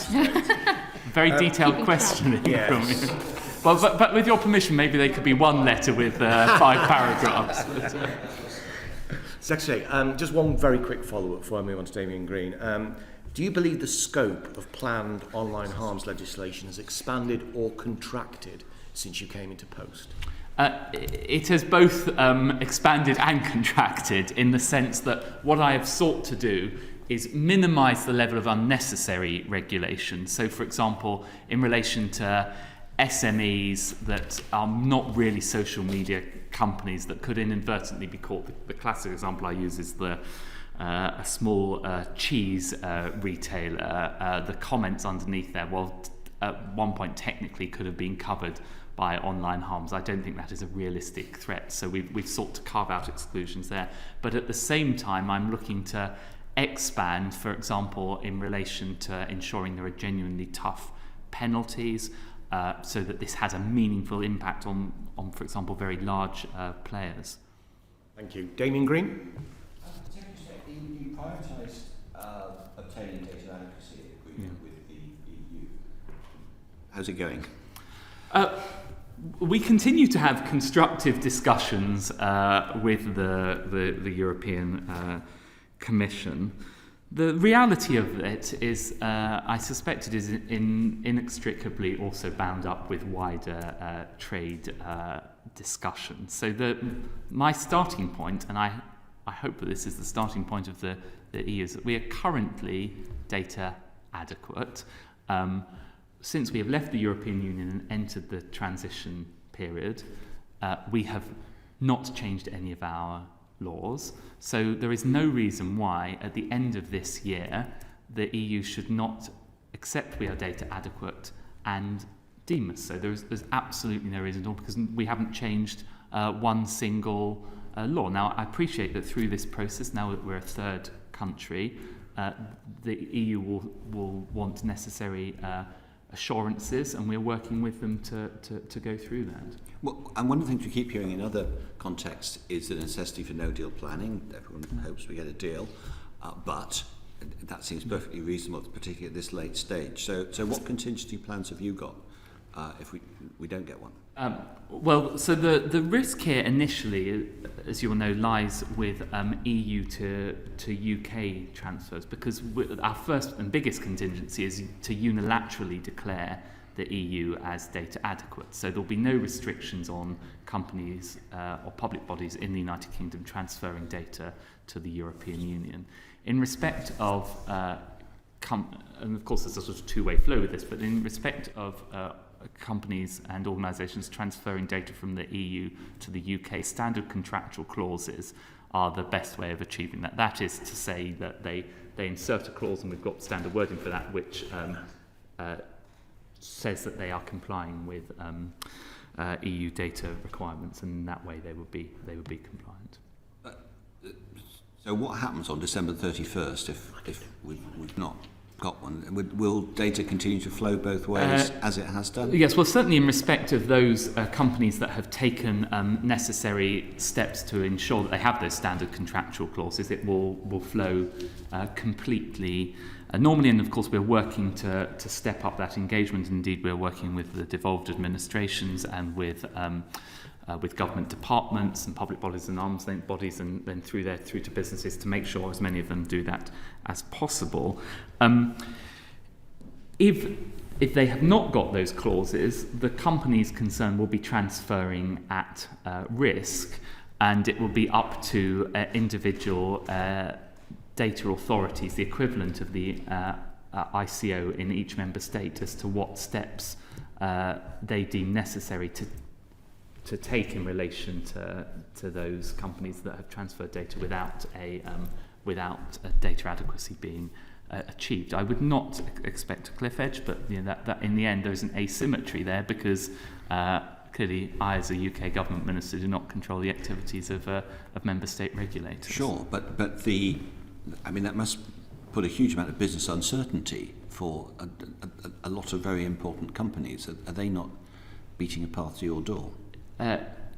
Yes, and I want more of them to be part of my door, because there's a very, and we are doing more and more to engage with them. And indeed, I think actually the larger companies, as is often the case, are better prepared, because if they insert those standard contractual clauses, that is a sufficient mitigation to deal with this risk. Okay, if I can have one more, Chair, on a different subject.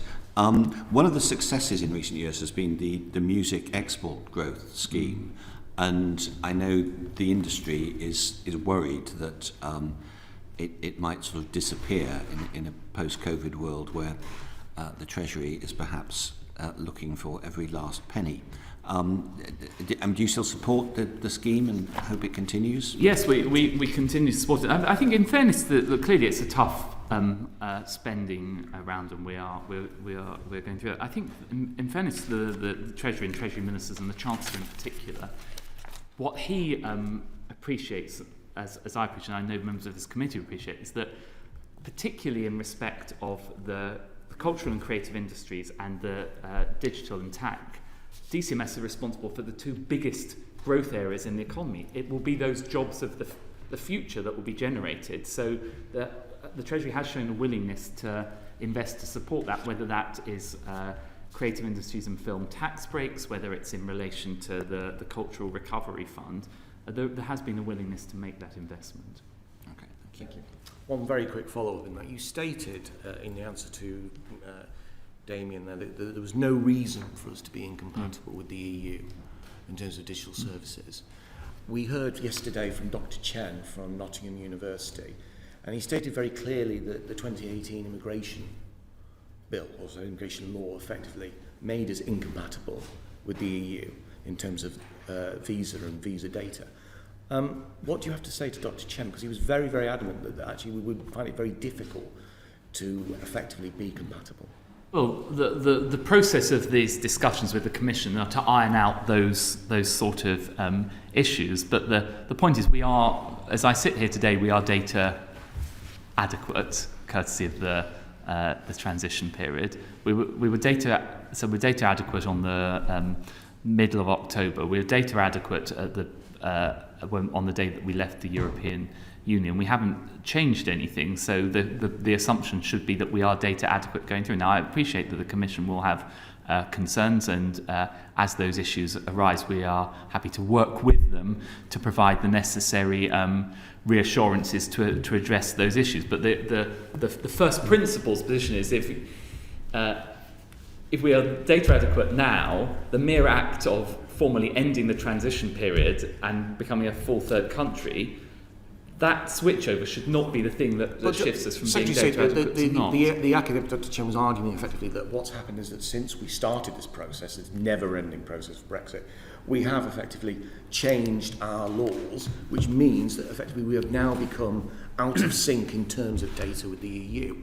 That's what he's saying. But we made those changes in the context of being subject to EU law. So well, he suggested so that unless those changes were contrary to EU law, then and there's not been enforcement actions on it, then we continue to be data adequate, if you see what I mean. Kevin Brennan.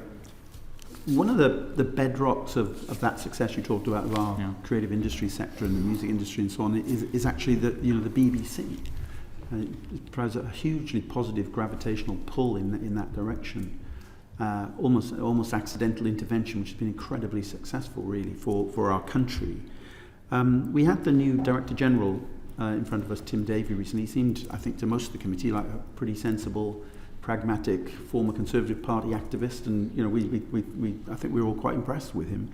And what he said about this consultation on decriminalisation, which some people had thought he might, sort of give way on, was that it didn't pass the logic test.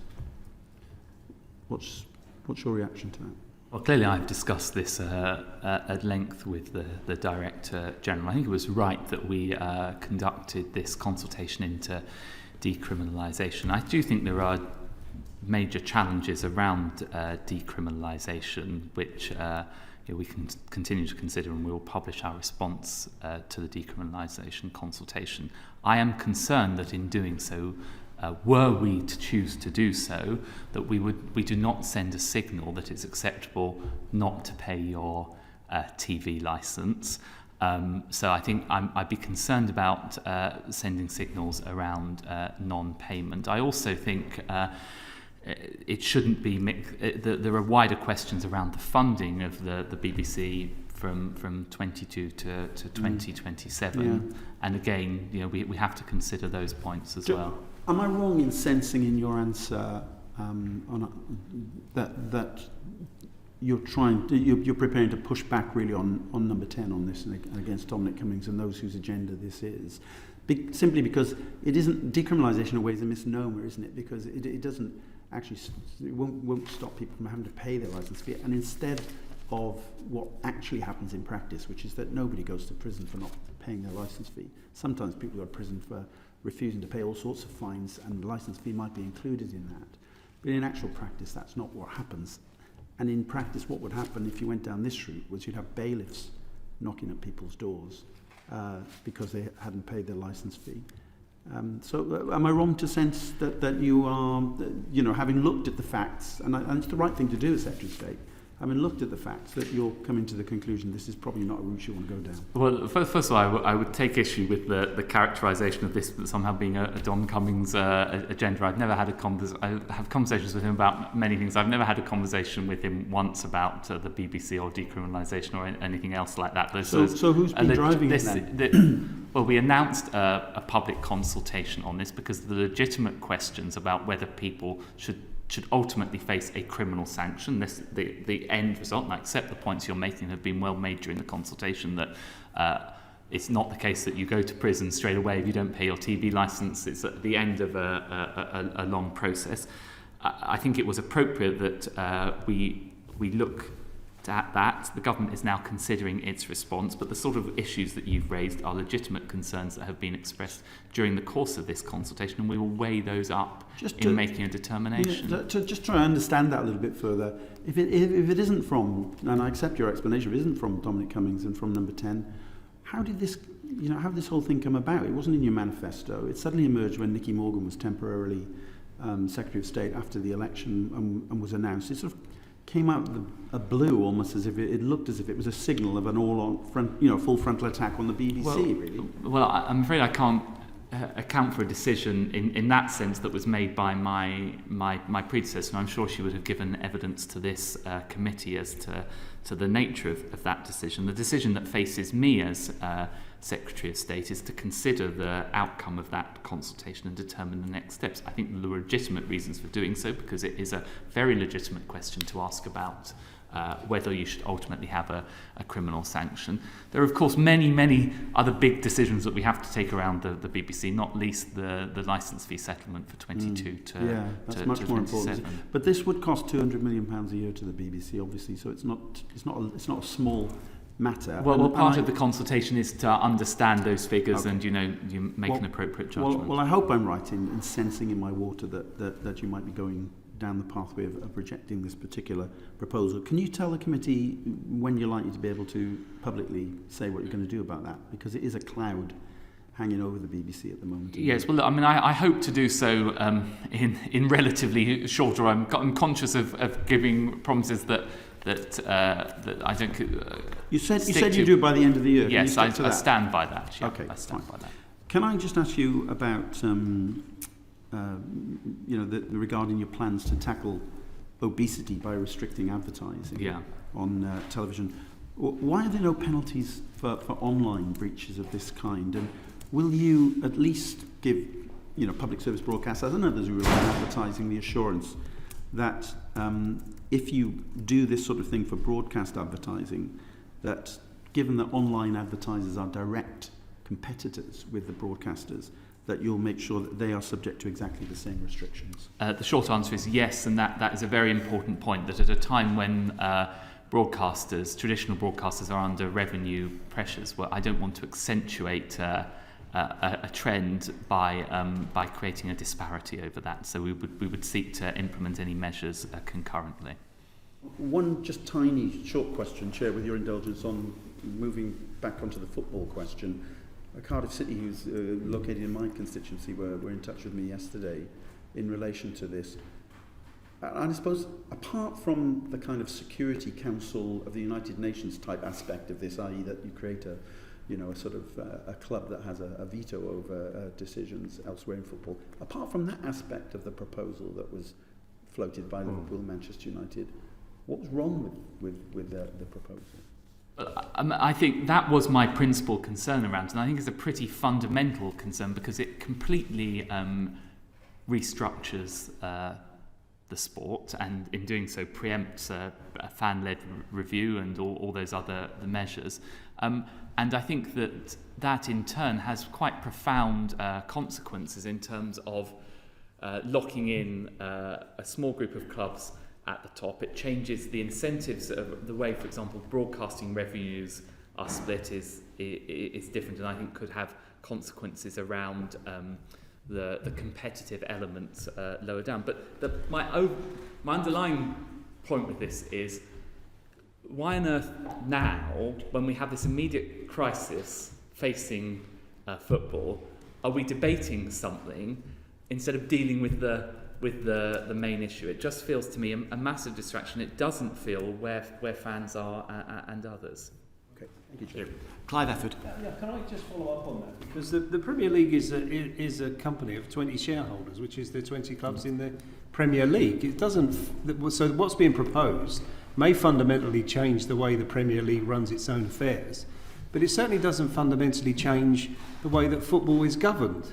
But what it does do, and I'm not suggesting this is the right way forward in its entirety, but what it does do for the first time is put a financial package down. Initially, 250 million to assist the Premier League, the English Football League, in these circumstances, and then offers 25% of TV revenues in perpetuity going forwards. That is pay dirt for the English Football League and puts it for the first time in many years on a sound financial footing. So it's not something that can be set aside, without being given proper consideration. So it's not true to say what is being put on the table fundamentally changes the governance of football. It may change the way that the Premier League changes its affairs, but it doesn't fundamentally change the governance of football. I'm not sure I agree with that characterisation. I think it's a pretty profound change to the nature of football. I'm afraid I have to disagree with you on that. Okay. John Nicholson. Thank you very much indeed, Chair. Secretary of State, I wonder if I can ask you how you would define the word trousering. It's not something I assume that you mean taking money and putting it in your own pocket. I guess is what you mean by that, Mr. Nicholson. It's not a word that I use myself, but at the last culture questions on the floor of the House, I asked your Culture Minister why the UK government was withdrawing us from Creative Europe. And I know ministers sometimes wriggle a bit when they're asked to answer direct questions. I thought it was a perfectly reasonable question, but instead of answering it, she responded and accused Scots of trousering arts cash. She specifically said that £97 million in cultural recovery package money had gone to Scotland and only 57 million had been spent. And then she turned with a dramatic flourish, and I know you dislike those, and said, "What's happened to the rest of it? Have they trousered it?" Do you think that's appropriate? Well, I think my colleague was raising a legitimate question to which, to the best of my knowledge, I have not received an answer, and perhaps you may be able to put some pressure on the Scottish Government to account the remaining. The difference between the 57 and the 97. I'm very interested to see how that money has been spent, and perhaps if the Scottish Government is forthcoming with that, then that would be useful to see. I'm guessing, sadly, Secretary of State, your staff aren't keeping up to speed on this. The Scottish Culture Secretary, Fiona Hislop, immediately responded by giving a breakdown of exactly what had been spent and what had been allocated, which showed that more than 97 million had been spent. So your minister was wrong, and several weeks later you're not up to speed on this, which is disappointing. I don't believe that's the case. I was briefed on this just yesterday. So unless the letter is... You don't believe that the Scottish Culture Secretary has announced where the money's been spent? Well, I will come back to you on that point, but I have not seen compelling evidence of how that specific... Remember, this is £97 million worth of Barnetised funding for culture. This was new money. What the new projects beyond the 57 million were the ones that were being funded. But I'm happy to stand corrected if there is that evidence. I'll be delighted to correct you, as I'm sure will the Scottish Culture Secretary. But let's return to the notion that the money might have been stolen.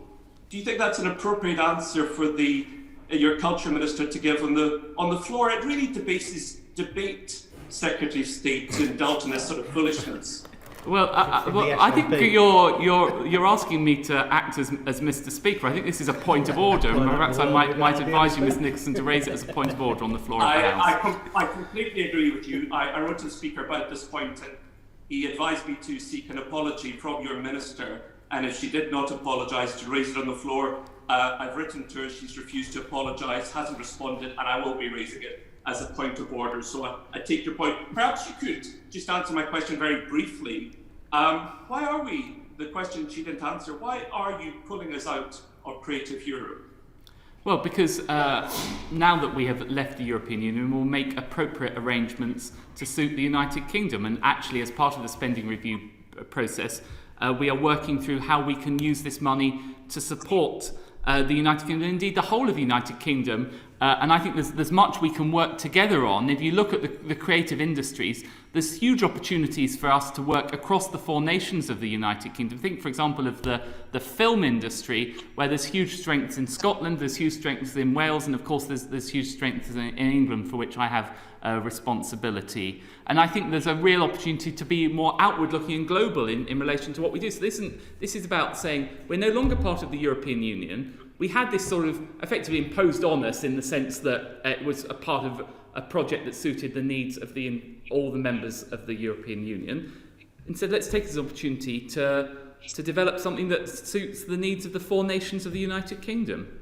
You know, of course, that it's not a requirement that we be in the European Union to remain in Creative Europe, though. You know that? Yes, of course I do. Yeah, because Norway and Ukraine are in it, for instance. Yes. So it just seems another bit of excessive Brexiteering to me. Let's turn to the BBC. However, older people rely on television for companionship, as we all know, and in particular during the current crisis. According to Ofcom, 92% of over 65-year-olds rely on the BBC for their news. Do you understand and recognise the pain that you brought on the very oldest and most vulnerable in society by forcing them to pay for their TV licences? Well, that was a decision taken by the BBC with which we did not agree, and made that very clear and continue to do so. Yeah, but you knew there was a consequence of forcing the BBC to adopt a social policy. You were warned that this would be the consequence at the time. I remember raising it on the floor of the House. Many of your own Conservative backbenchers deplored the decision, and you were warned repeatedly as a government that the result of forcing the BBC to take on this huge social policy, very foolish of Lord Hall to agree, I know, but nonetheless he did, would result in huge cuts in BBC News, which has happened, and it would result in pensioners being forced to pay for this because the BBC clearly couldn't afford it. So you knew what was involved. It's causing enormous pain, and it's something that you as a government are responsible for. Well, Ms Nixon, you almost preempted my answer, which is the then Director General, Tony Hall, welcomed this settlement and accepted that it was a reasonable settlement. Now, as part of that settlement, the BBC made this decision not to fund the licence fee for the over 75s. That is not something with which the government agreed, and it was not imposed on the BBC as a condition of that settlement.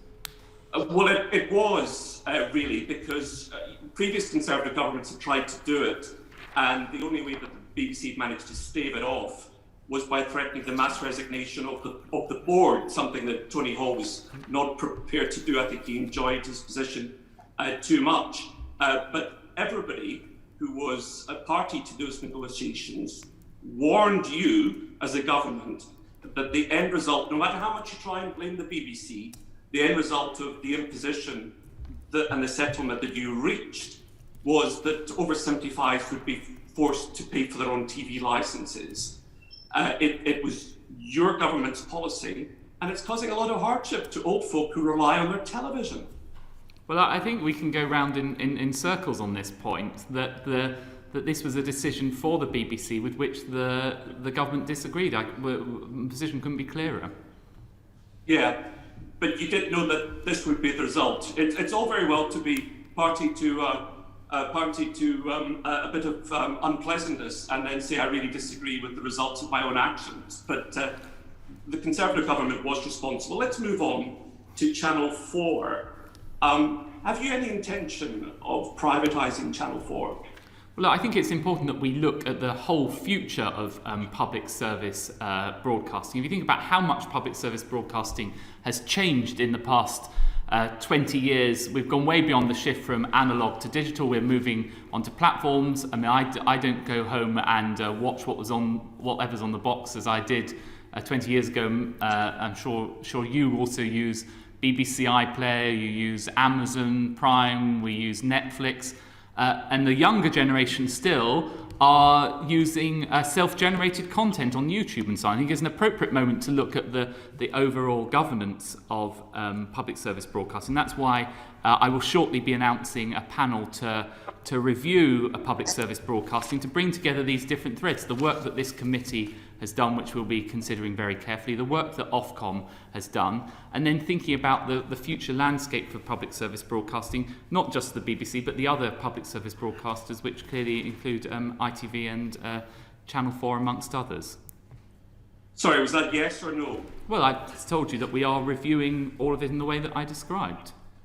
I think I must remember to catch up with Groundhog Day and Netflix next time I'm looking for movies, because this takes us all the way back, doesn't it, to the 2015-2017 government. And John Whittingdale, if you remember, John Whittingdale, who was your predecessor, he denied when he appeared before one of our predecessor committees that the privatisation of Channel 4 was even under consideration, and then lo and behold, a photographer caught one of your civil servants strolling into Downing Street with sell-off options for Channel 4 under his arm in a document. John Whittingdale delightfully tried to say that when he'd appeared before the committee, he hadn't been planning to privatise Channel 4, but he'd left the committee and struck with excitement about privatising it, and had drafted a 1,000-page document in the next week or so, how we all laughed.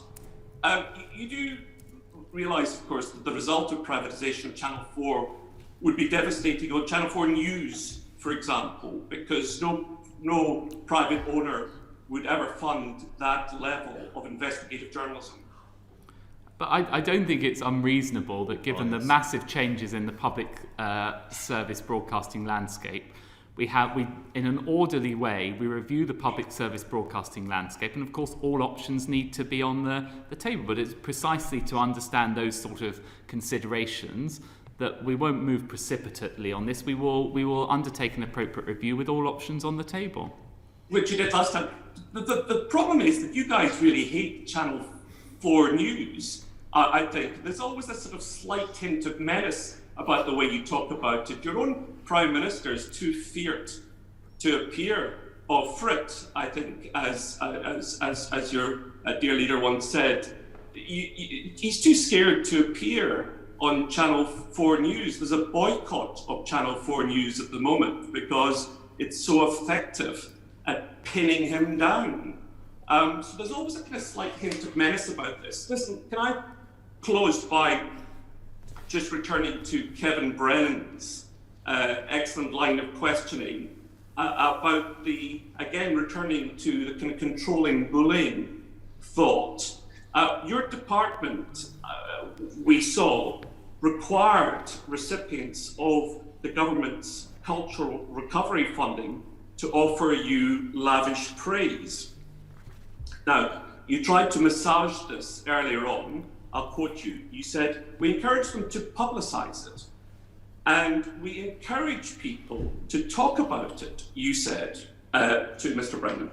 But this is actually what your department is telling people to do. I quote, "On the day of the public announcement, we require you," not encourage, "we require you to welcome this funding in your social media accounts using the hashtag #HereForCulture. We also require you on your website to use the Here for Culture logo, and we require you to alert local media outfits." And then very helpfully, for those who don't know how to contact media outlets, you say this could be done through a press release. This is bullying. Well, I have to say, Mr. Nichols, I find it quite extraordinary to take lectures from somebody, a member of the SNP, and the sort of bullying tactics we see from the Scottish Nationalist government day in, day out. This is just a normal PR campaign that you would have after to publicise a very large amount of awards. It'd be no different to any other campaign. I really think this is somewhat overblown. Secretary of State, I mean, that's not a good enough answer. To sort of try and lash out with some so-called bullying tactics that you'll be unable to cite is really not good enough. It's intimidating if you're a recipient of government largesse to have the implication that unless you publicise it in this slavish way, you won't get it. That's not good. Well, I won't get drawn down cybernats and all those other things, but it is perfectly legitimate to encourage organisations to publicise awards. But by the way, when those determinations as to the awards had already gone through an extensive process and been agreed, this was informing people of the award and the steps that to take to make people aware of what's going on. This is taxpayers' money being spent. This is £250 million of taxpayers' money being spent, and I think taxpayers are entitled to see where their money is being spent. Thank you. We're going to have to move. We're going to have to move on there. Thanks Steve very Bryan. much, Chair. Thank you. What sort of BBC chairman would you like to see? Well, the committee may have seen that I've launched the competition overnight, and what we are looking for is a strong, credible figure who can hold the BBC to account to ensure that we have strong and effective corporate governance of the BBC. A proper challenge of the BBC, I mean, the criteria are set out in the advert, but I'm particularly concerned to ensure that the BBC returns to its core values of impartiality and takes the opportunity to develop in this rapidly moving digital landscape. So when you we say have all these returns to its values of impartiality, to suggest that you think it's moved away from them. When for you, what is the exam question when it comes to the BBC? Well, the exam question on impartiality for me is, does the BBC as much reflect the values of somebody living in a in, say, Lee outside Manchester, as they do reflecting the values of somebody who lives in a loft apartment near Old Street Roundabout in the centre of London? We need to ensure that this institution reflects all of those different values. I suppose the sort of the sine qua non or whatever is of it is somebody who can grasp the huge challenges that the BBC faces around relevant and developing an organisation against an incredibly challenging backdrop. And that impartiality extends outside of domestic news coverage as well. Do you think there's anybody in BBC News who wants Donald Trump to win? Well, I've no idea. But I think what you are alluding to is what I'm talking about in terms of impartiality. Because I think genuinely great news. I mean, take for example the Once Upon a Time in Iraq, which is a brilliant documentary produced by the BBC. It challenges views and it takes into account all different perspectives. And I say this as somebody who was a Remainer during the 2016 referendum campaign. I was guilty of not seeing the groundswell that was going on in the country. And the BBC was as well. And so I'm not saying necessarily sort of... many of us are guilty of being too much reflecting on our acquaintances and our local area rather than what is going on really in the country. And a good news organisation should ensure that there's all those perspectives. But for example, I mean, the Radio 5 Live, shortly after I became Secretary of State, they've made very big strides in terms of making sure that they sort of get into the communities that they serve. And then just sticking with BBC News, then just a little quiz for you. Do you know what the big pygmy, Meathead, the Dominator, the Butcher, and Semtex all have in common? I'd be no good on eggheads. I've no idea. They are all participants in what's called mixed martial arts. Now, the BBC, as we've heard, is making 450 cuts from BBC News, much of it disproportionately hitting regional programming. Lots of very unhappy MPs and journalists out there. Yet, the BBC is spending money, because I presume that the owners of that franchise are not giving it away for free, on showing mixed martial arts, which, I mean, I appreciate what happens in Fight Club stays in Fight Club, but this is not in Fight Club, it's on the BBC iPlayer. Many fighters suffer pretty gruesome injuries. They have dislocated limbs, cuts to their heads. They recently had to release a fighter who had links to a far-right Bulgarian extremist soccer group. If you look at the social media comment around the participants, there's lots of comments about how the female fighters look as opposed to how they fight. Is this an appropriate use of taxpayers' money, licence fee payers' money, at the same time as they're cutting jobs? I have to tread quite a careful line as culture secretary, in that my job is to reflect the concerns of the general public and so on as the elected minister responsible for the BBC, whilst at the same time respecting the editorial independence of the BBC and trusting people like Tim Davie and the new chairman to make those decisions. So I think you raise very legitimate questions. I wouldn't extend into sort of outright condemning it without seeing more of the detail of that. But you haven't seen Fight Club then? I've seen Fight Club, the movie, but not this new Fight Club that you're talking about. And just finally, can I ask about National Citizen Service, which you will remember from the coalition government and Prime Minister David Cameron. They've got a new chief executive in Mark Gifford, who I believe came from Waitrose, and I know they've got this 1 million hours of doing good programme, which sounds excellent to me. Can I just ask you, what is the future of NCS, and what can your department do to help the young COVID generation, give them some hope? Well, I pay tribute to Mark Gifford. I think he's done some fantastic work and obviously I've been in contact with him. He's done some fantastic work during this difficult period of COVID. As you'll appreciate, the Treasury always likes to have any spending review to be a zero-based exercise, and we have to justify all spending in the department, and we're going through that process. It's worth noting that there's not just the NCS, there is, for example, Youth Investment Fund and various other elements to spending in the department in this area. Thank you. Kevin Brennan. The Centre for Data Ethics and Innovation is responsible for investigation and advising you as a government on the use of algorithms. And as I understand it, the chair of that organisation is Roger Taylor from Ofqual, the organisation that was responsible for the algorithm fiasco in relation to exam results last summer. Do you think that as a chair of that organisation, he's well positioned in that context to advise independently about accessibility and regulation of algorithms in the public sphere? There's two separate issues here, isn't there? There's the conduct in relation to Ofqual, for which the Education Secretary is responsible and has been well tested. I don't think. I think it's a separate organisation that he chairs, and he has that role. And I don't think there are. He is remaining in that role. Thank you. I've just been asked by some National League clubs actually to raise a couple of issues with you, if I may.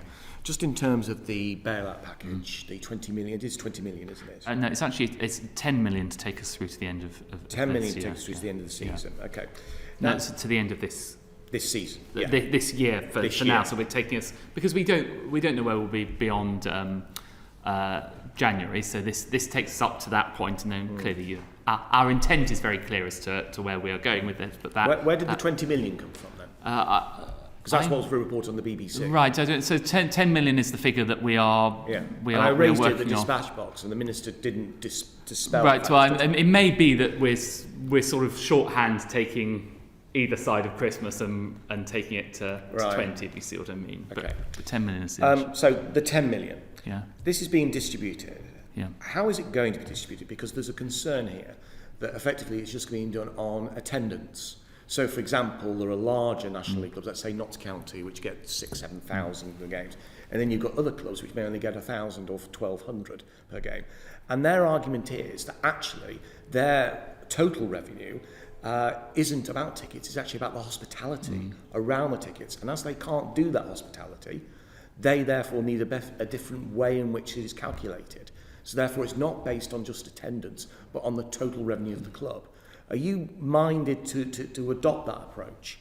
Well, the principal reason for providing this support was because we didn't do what we were planning to do, which was to have allow socially distanced fans back in stadium from the 1st of October. So the principal reason was to fill that gap, and the FA will have the resources to be able to distribute the money to fill that gap. There are, of course, and we'll be open-minded in designing the exact specifics of it about these wider considerations, but it is worth noting in relation to those wider considerations that, for example, if hospitality is not allowed, then the principle from the enhanced JSS is that they are eligible. The clubs will be eligible for Yeah, funding for anything that's not allowed. So I suppose the point is that this scheme is designed to fill the gap by not having fans in stadiums. There's other government schemes to provide wider support for the economy. Of course, we're open to having a conversation around the edges of that, but those are the two sort of guiding principles. With respect, Secretary of State, you can't rely on the JSS in that regard, because in essence what's happening is that these clubs have these boxes which actually lie empty. They can't put them in because of social distancing. They can't actually hire them. They're having to give the money back that they hire out of these boxes for. Well, just on the JSS, we're working through this with the Treasury, but the basic principle that the Treasury says is that if something can't happen because the government has stopped it from happening, then the JSS will be available. And of course, there's all the other support. So, for example, there's the grants available and all the other areas of support. So we work through. I suppose what I'm saying, Chair, is that I appreciate there are these wider challenges that we'll work through the clubs with and look at the range of support that's available from the government, including through the Treasury. The principal focus of this fund is to fill the gap by not having fans. You could, though, solve this issue yourself by just including total revenue rather than just tickets. That's the point. Regardless of the JSS, etc., which personally I don't think does answer that particular problem. And you've said that you're minded, you're thinking about it. We're already quite a few weeks into this process. I think it was announced a couple of weeks ago. Are you going to revisit that now? And are you going to effectively look at the possibility of including hospitality as well as ticketing in the money for the National League? Well, I will look at that possibility, but the first thing that this money is being used for, and the reason why it came forward, was to fill the gap in terms of the fans not being in the stadium. So that is where the money will go initially. Of course, I'm happy to look at all these other points, and you legitimately raise them. Yeah. And in terms of the PM saying he wants to save sports, many sporting institutions and clubs effectively rely on events, weddings, etc. In that respect, what should happen? Should there be extra cash for those individual clubs, and what sort of figure do you think would actually help? My department is working closely with the wider business events industry to understand where the gaps are and work with the Treasury to see what support is available. The basic principle, though, here again, is that the Chancellor has made clear that the JSS will cover businesses that can't operate, and in addition to that, of course, there is the JSS is not going to make up £500,000 in weddings. Yes, but there's also a business grant support available up to £3,000 a month, I believe. So there's lots of other areas of support. Taking a step back on all of this, I'm not disputing for a moment that these are placing huge pressures on all of these industries. But we are working to see how we can provide different areas of support to help them through this period of challenge. Okay, thank you. And thank you very much for your evidence today, Secretary of State. That concludes our session. Order, order. Thank you very much. 5. Sound.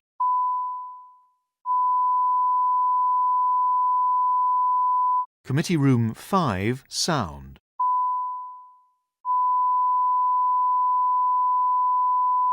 Committee Room 5. Sound.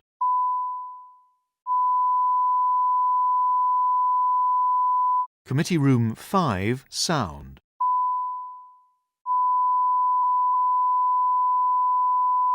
Committee Room 5. Sound.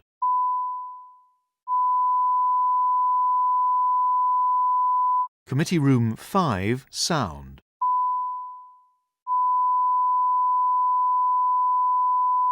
Committee Room 5. Sound.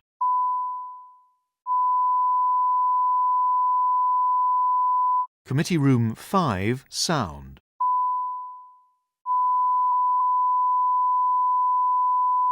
Committee Room 5. Sound.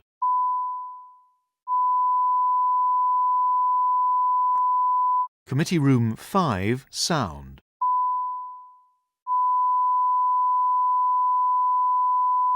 Committee Room 5. Sound.